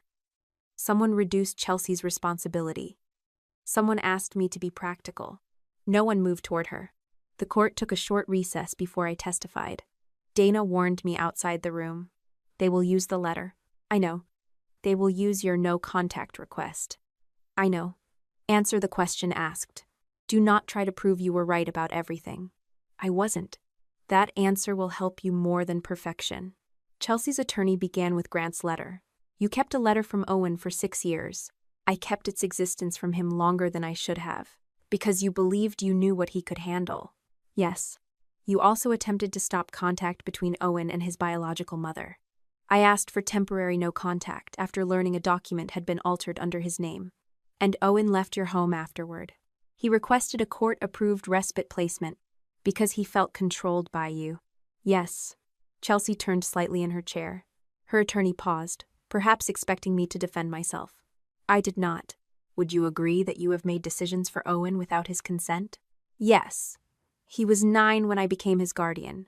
Many decisions required adult consent, but I also withheld information when I should have included him.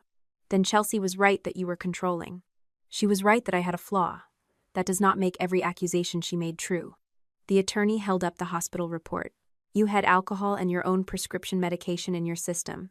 Yes. You cannot identify the moment medication entered the drink. No. You cannot produce the glass. No. You did not see Chelsea place medication in it. No. Then your accusation depends on interpretation.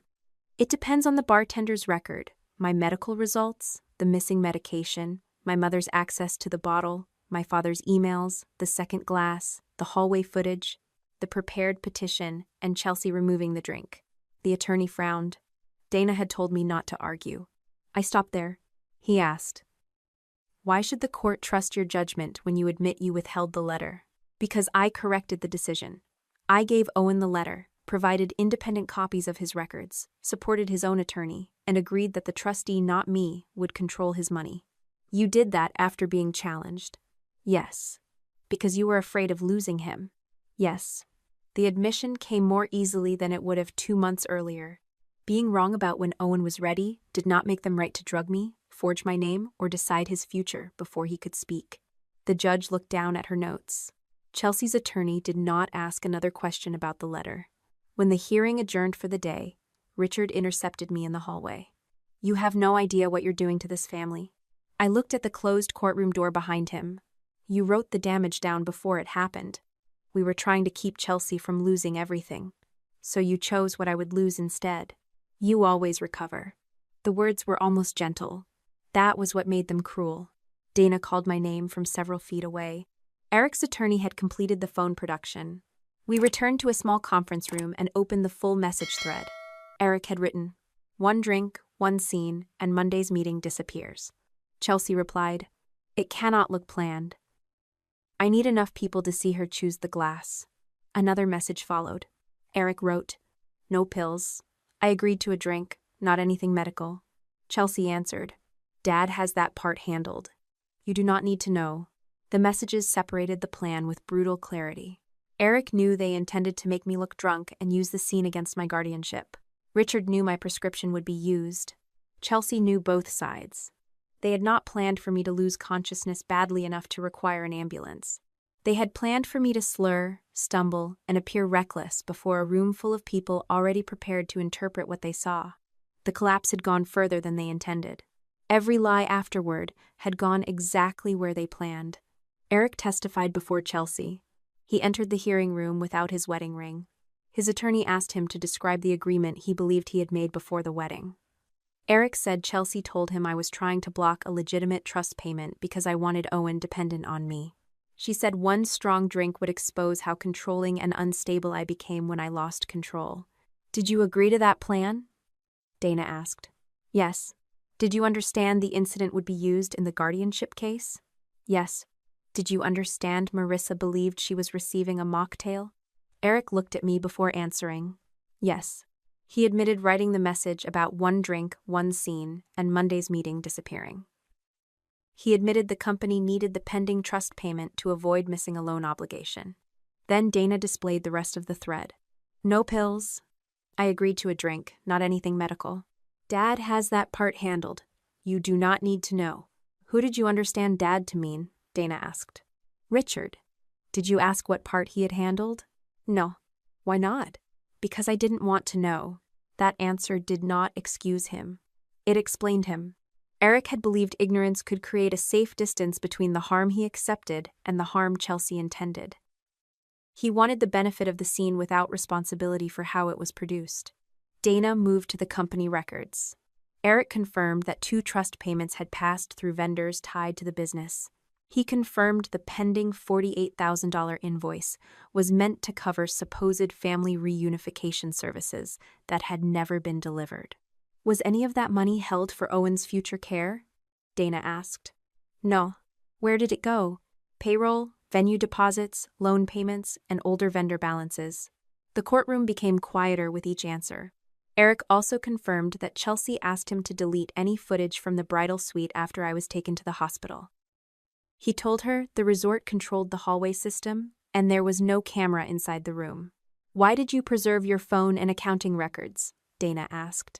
Because after I saw the messages about the prescription, I understood she had lied to me too. You were still part of the plan to deceive Marissa. Yes. You were still part of the false trust submissions. Yes. You are not asking this court to treat you as a hero. No. For the first time, Eric sounded completely honest. Not brave. Not redeemed.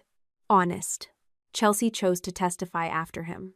She wore a cream suit and no veil, but she carried herself with the same practiced calm she had used during the wedding speeches.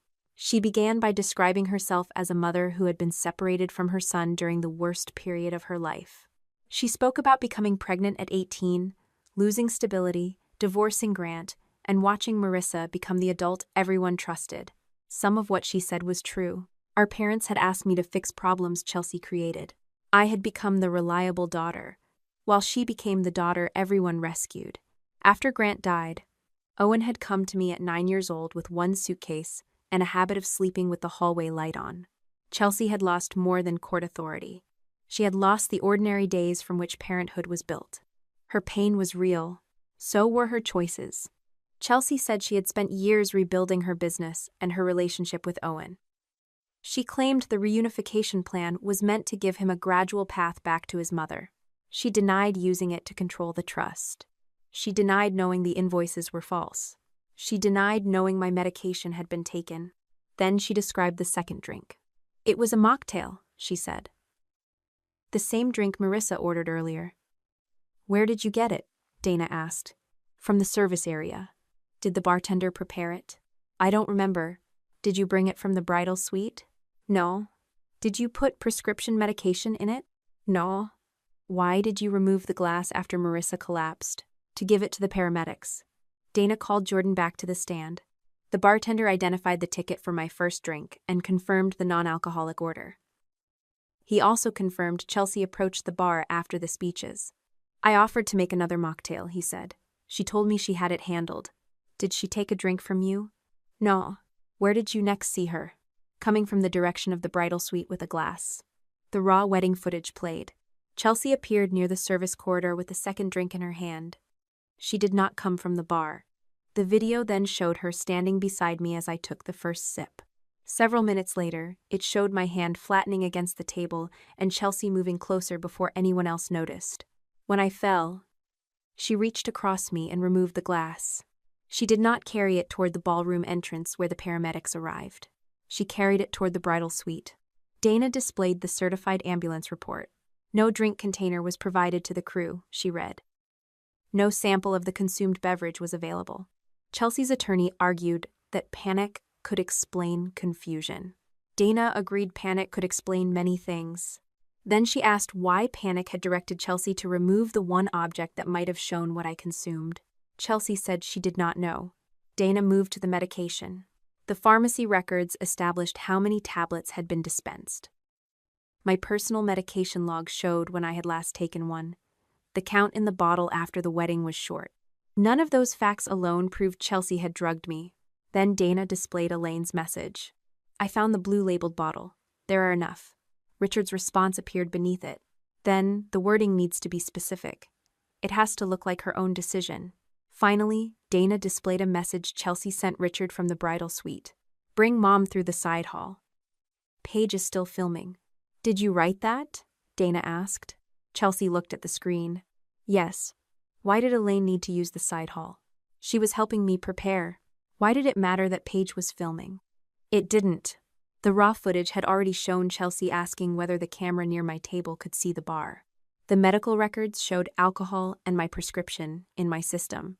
The keycard records showed Elaine entering the room where my medication was kept.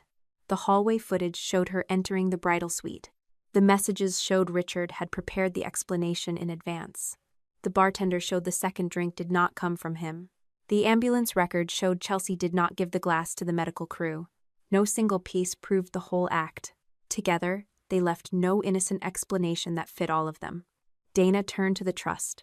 Lila testified that North Star had received 3 suspicious requests totaling approximately $111,000. 2 had already been paid before the audit. The third had been held because the vendor could not produce records. Priya Nair explained how my electronic signature had been copied from an older legitimate form. She traced the vendors to Eric's company, Richard's consulting registration, and a payment processor Chelsea used for wedding contracts. Dana placed the reunification plan in front of Chelsea. Does Owen's signature on this document change the trust? No. Does it authorize you to withdraw money? No. Then why does it ask him to support your participation in disbursement decisions? Because I'm his mother. That was not my question. Chelsea's composure began to fracture. We were supposed to become a family again. I needed to be able to make decisions for him. Decisions about a school he never attended? Chelsea said nothing. Decisions about renovations to a property where he never lived? No answer. Decisions that sent money to a company unable to pay its debts? Chelsea's voice sharpened. That money would have kept everything together. For Owen? For all of us. The distinction had finally reached the record. Dana called Paige. Paige confirmed she had been asked to keep filming if anything happened near my table. She confirmed Chelsea later asked her to delete the clips recorded after the ambulance left. Then Dana played the cloud backup. The music from the ballroom thudded through the wall. My mother said Chelsea should return before people began asking questions. Eric asked what would happen if I remembered the glass. Chelsea answered, "Now, they'll have to give me my son back." Her attorney objected that the sentence lacked context. Dana stopped the recording. What context would make Marissa's ambulance write evidence that someone had to give you Owen? Chelsea looked toward me. You took him when I was sick. I accepted guardianship after you signed the consent, I said before Dana could stop me. Chelsea's attorney objected. The judge reminded me not to answer from counsel table. Chelsea continued staring at me. You made him yours. Dana stepped between us. No one made Owen property, Miss Vale. The question is whether you used Marissa's medical emergency to support a petition you prepared in advance. I wanted my son. Enough to put something in your sister's drink? I wanted one night when everyone saw she wasn't perfect. The answer came out before her attorney could interrupt. Dana waited. Chelsea realized what she had admitted. I did not expect her to collapse like that, she added. I did not want her in the hospital. What did you expect? I expected her to loosen up. With alcohol she had not agreed to drink? Chelsea's mouth tightened. And medication taken from her bag? I didn't know it would affect her that badly. The room stayed still. Chelsea had not admitted intending serious injury. She had admitted knowledge of the medication and the plan to impair me. Her attorney requested a break. The judge denied it until Dana completed the immediate line of questioning. You knew the prescription was in the drink? Chelsea looked toward Richard, then toward Elaine. Finally, she said, yes. Owen chose to speak that afternoon. Hannah confirmed that the decision was his and that he understood he did not have to support either petition. He sat at the witness table rather than the formal stand. The judge spoke to him in a quieter voice than she used with the adults. Owen said Chelsea had asked him to sign the reunification plan. He said the version later submitted to court contained language he had never seen. He said he had photographed the original because the section about money made him uncomfortable. He said I had been wrong to hide Grant's letter. Then he added, she admitted that. Chelsea lifted her head. Owen did not look at her. Marissa never asked me to sign anything about my trust, he said. She tried to stop me from talking to my mom and I got angry. But when I asked for my own lawyer and copies of the records, she agreed. The judge asked what he wanted now. I want to live at home with Marissa. I want Hannah to keep representing me. I want North Star to control the money. And I want to decide if I talk to Chelsea, with someone there until I know she won't use the call to make me agree to something. He did not ask the judge to punish his mother. He asked the judge to stop adults from using him. The order came late that afternoon. Chelsea's petition to terminate or restrict my guardianship was denied. I remained Owen's guardian. Hannah remained his attorney for the remaining proceedings. North Star continued as the independent trustee with sole control over trust distributions. The judge directed that the evidence concerning the false invoices, altered documents, medication, removed glass, and sworn testimony be referred to the appropriate investigators. No one was arrested in the hearing room. No one was sentenced. The guardianship court had decided who would protect Owen's daily life. Other systems would decide what my family's actions cost them. Outside the courtroom, Elaine reached me first. "You destroyed this family." "No," I said. "I stopped being the person who hid the damage." Richard asked me to help negotiate with the lender before they lost the house. I told him I would not use my savings or Owen's trust to rescue a debt created by false invoices. Chelsea stood several feet away with her attorney. "Owen will hate you when he realizes you sent his mother away." I looked at Owen beside Hannah. He was listening. "That will be his decision," I said. "For once, neither of us gets to make it for him." Winning Owen's right to choose did not end the case. It finally gave every other investigator a record they could use. No one left the courthouse in handcuffs. That disappointed some of the relatives who had expected justice to arrive with flashing lights, raised voices, and a clean ending before dinner. It disappointed some people online too once the first public filings appeared and strangers began asking why Chelsea was still walking free. Dana warned me not to mistake speed for certainty. "The guardianship court preserved Owen's life," she said. "The other systems now have to determine who did what can be proved, and which conduct belongs in which case." The trust audit moved first because North Star already controlled the records. Investigators confirmed that 2 false requests totaling $63,000 had been paid through vendor portals. The pending $48,000 request had never been released. The copied signature on all 3 submissions came from a legitimate form I had signed 2 years earlier. North Star's insurer opened its own review. The bank froze the remaining vendor accounts connected to the transactions.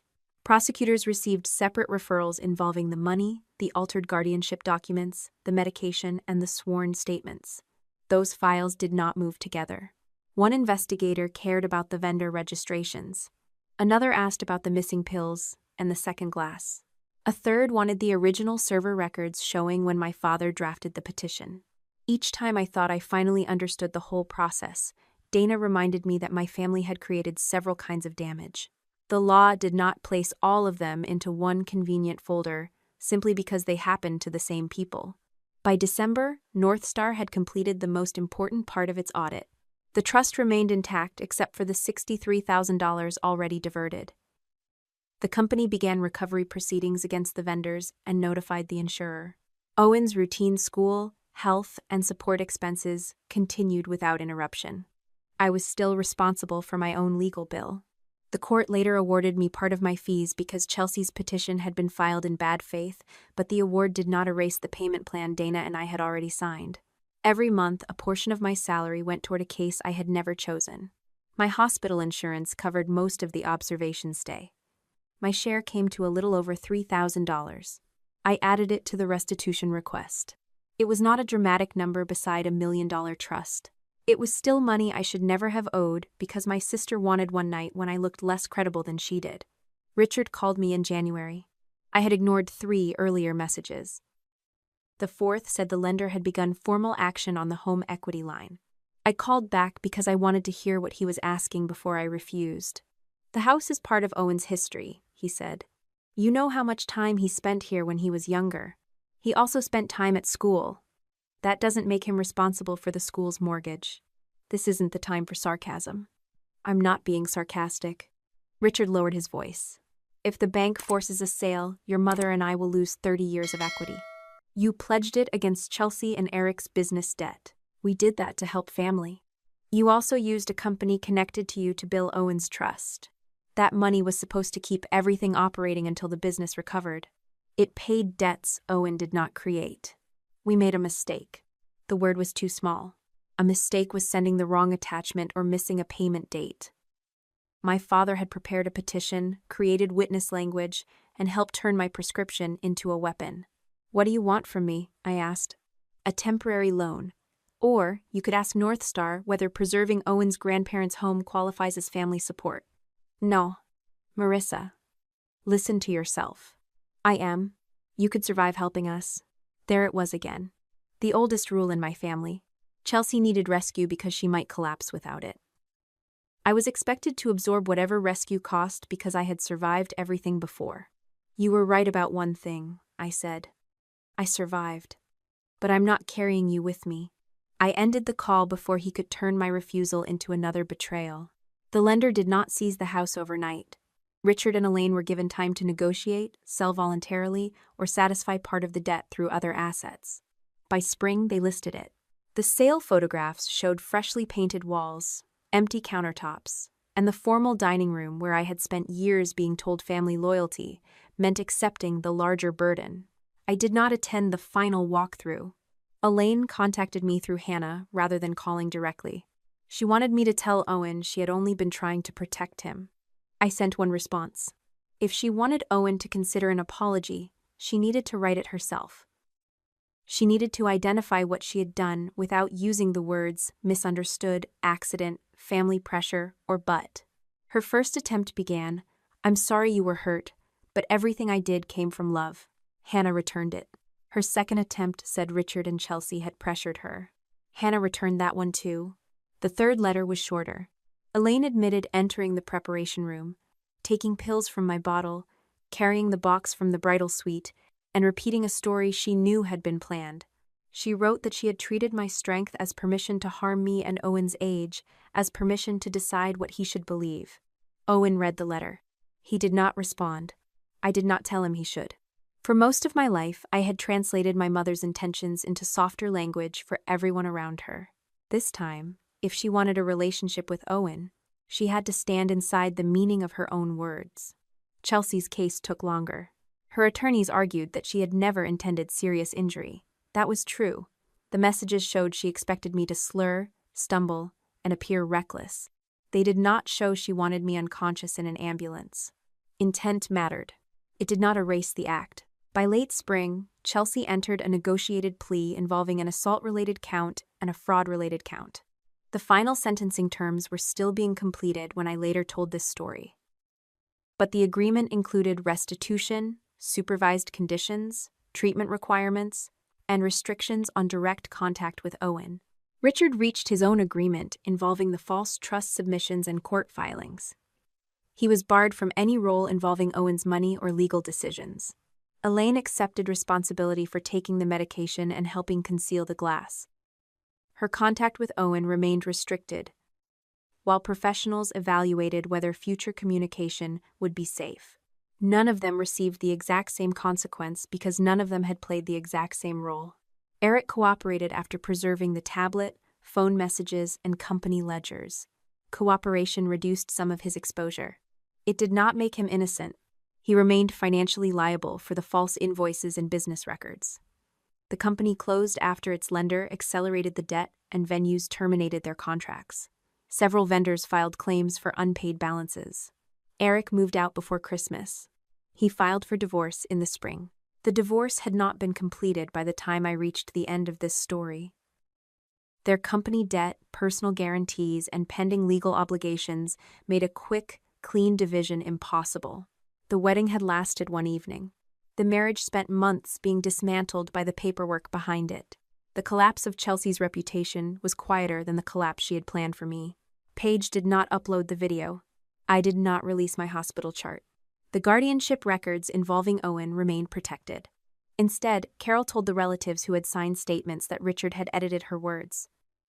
2 others corrected their accounts. Paige removed her name from Chelsea's website and notified the venues she had recommended that she could no longer stand behind the company.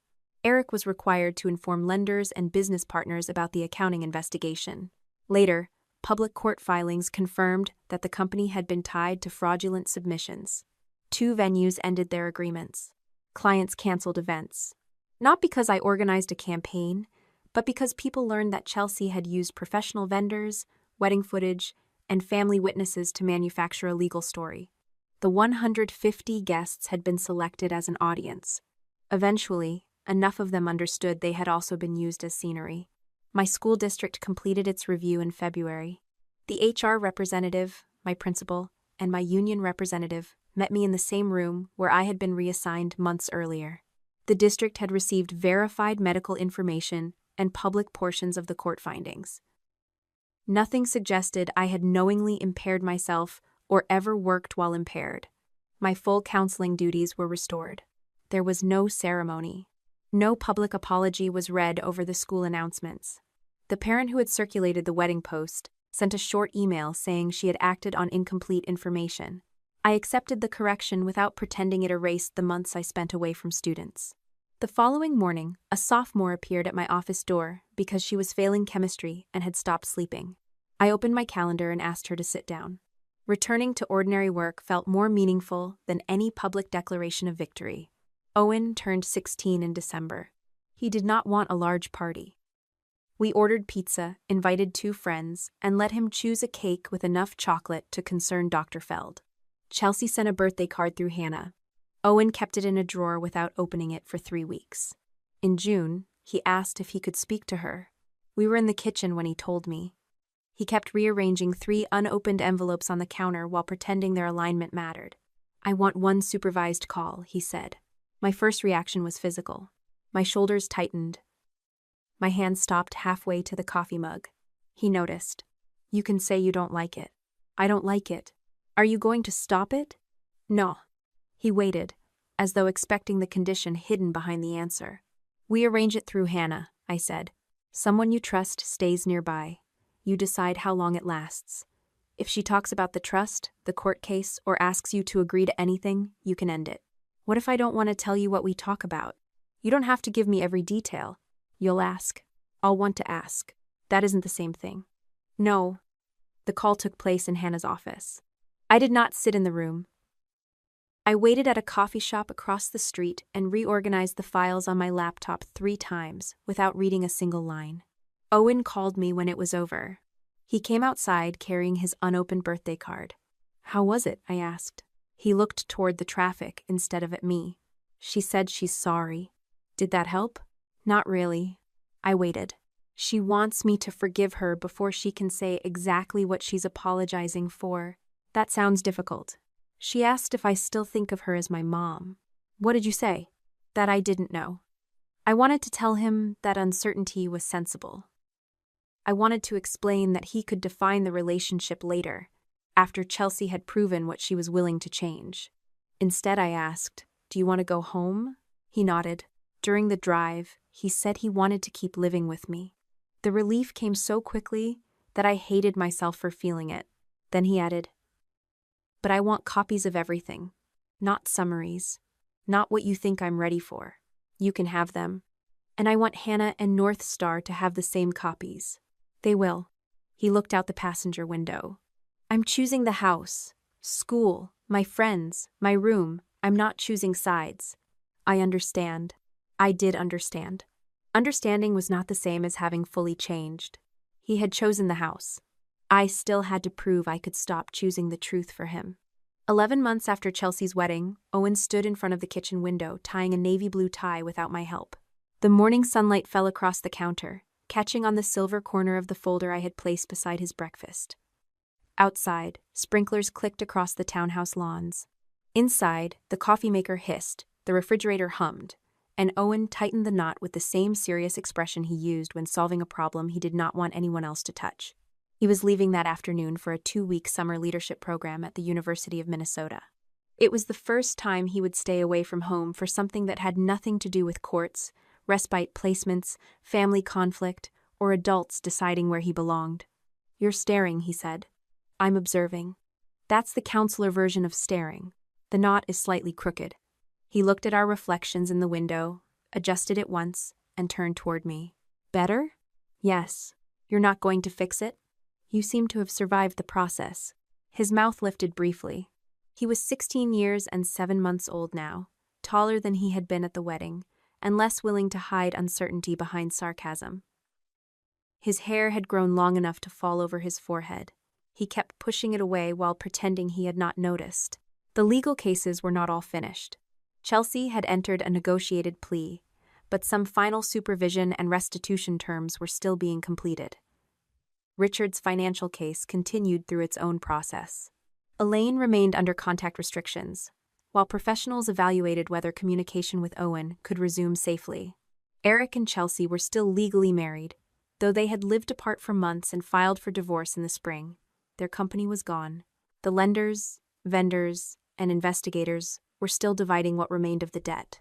I had learned not to call an ongoing process an ending simply because I was tired of it. North Star had secured the trust. Hannah remained Owen's legal contact for the remaining matters. I had returned to my full role at school, and my legal payment plans still arrived every month with a number I disliked but could manage. The house had become quiet again in a different way. Not the silence of two people avoiding each other. The silence of two people learning they did not have to explain every thought immediately. Owen picked up the folder. "What is this?" "Everything I can legally give you now." His fingers paused against the cover. "Everything?"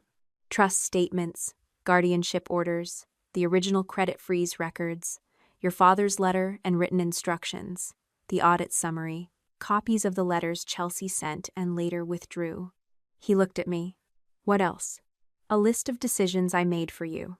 His eyebrows drew together. "What kind of decisions?"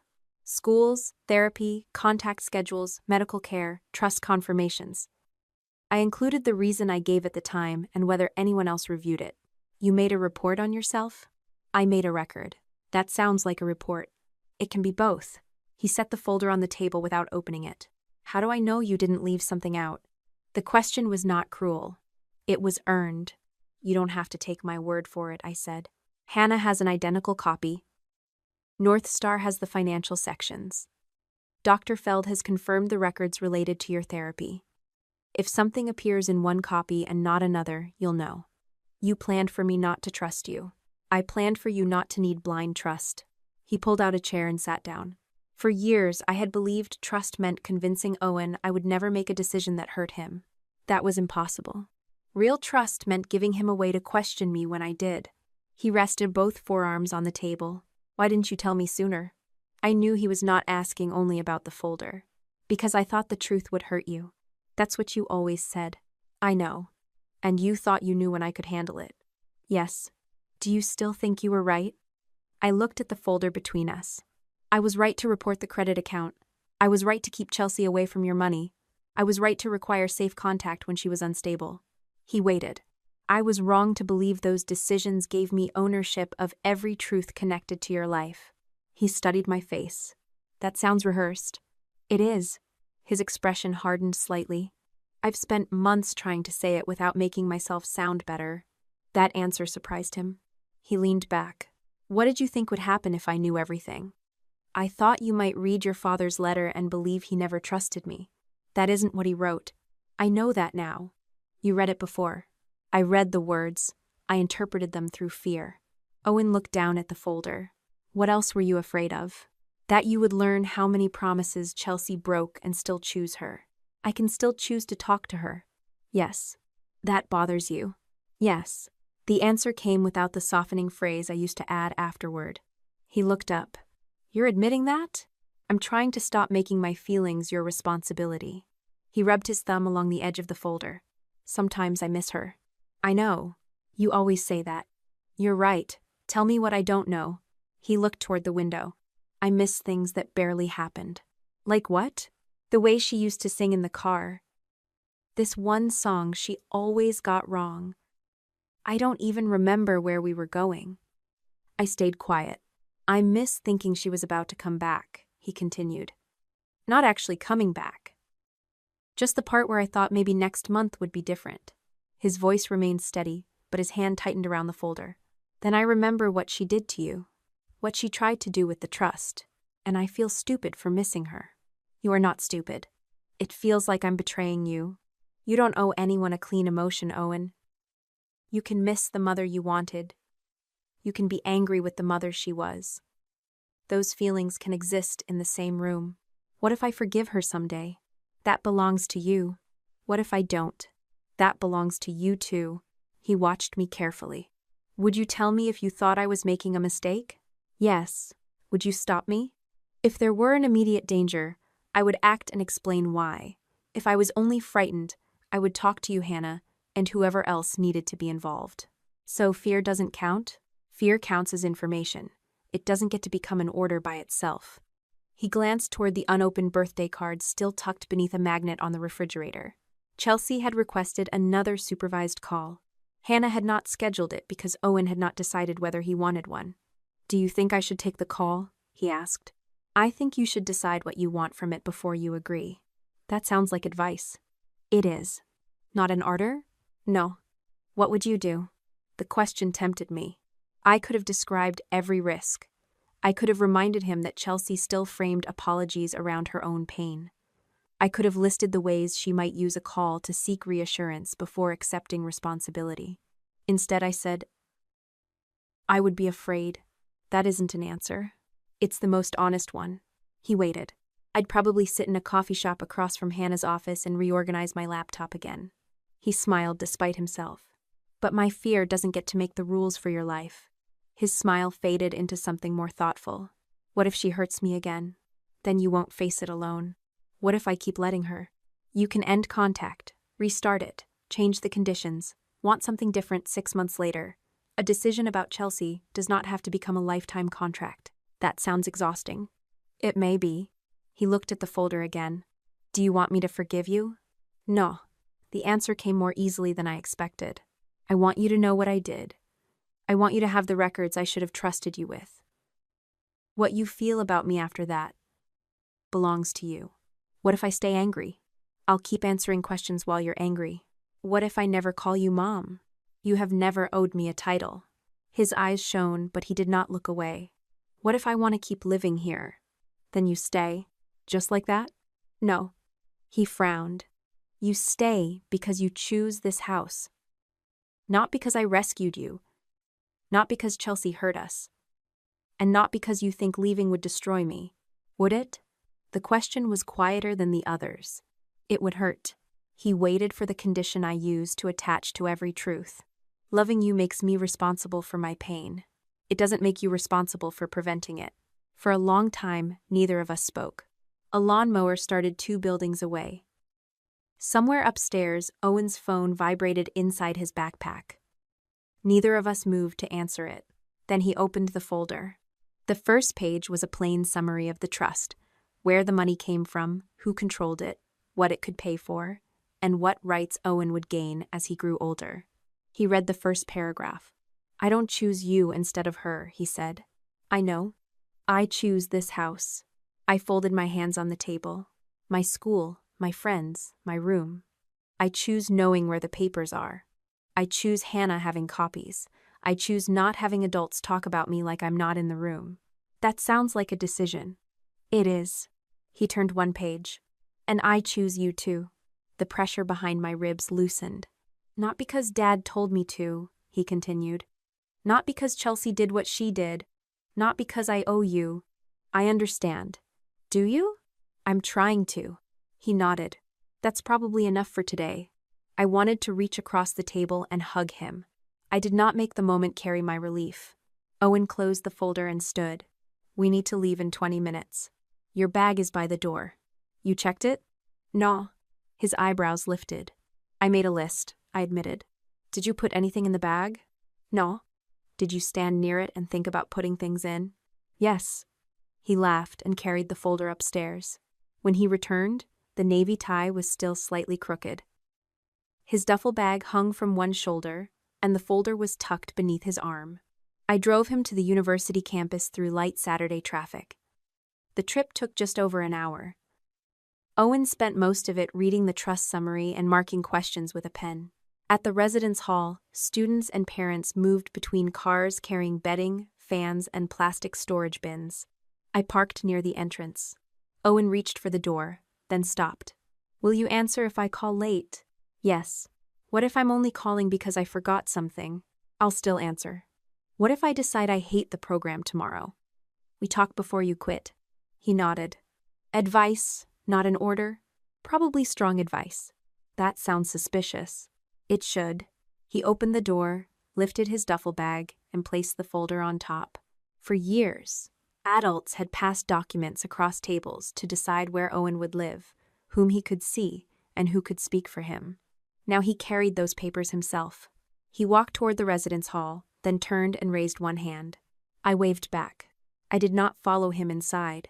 That evening, after he called to say his roommate seemed normal and the cafeteria pizza was terrible, Owen asked his first question about the trust. I knew the answer. I also knew the answer was no longer mine to deliver before he requested it. This time, I did not tell him what the first page meant. I waited for him to ask. This story teaches you that love should never be used as permission to control another person's choices, money, relationships, or access to the truth. When someone repeatedly asks you to stay silent, overlook forged documents, excuse dangerous behavior, or absorb the consequences because you are the strong one, that is not family loyalty. It is exploitation. You should document suspicious actions, protect important records, seek qualified legal help, and avoid confronting people before your evidence is secure. You also need to remember that protecting someone does not mean making every decision for them. Children and teenagers deserve age-appropriate information, independent support, and a meaningful voice in matters affecting their lives. You can set firm safety boundaries while still respecting their feelings, even when they love someone who has hurt them. Most importantly, you do not have to become cruel to hold harmful people accountable. You can refuse to lie, refuse to rescue them from consequences, and let verified records speak for you. Real justice may take months, but patience and careful decisions are stronger than public revenge. If this story reminded you to trust facts, respect boundaries, and never confuse control with love, subscribe to the channel for more powerful family stories and lessons.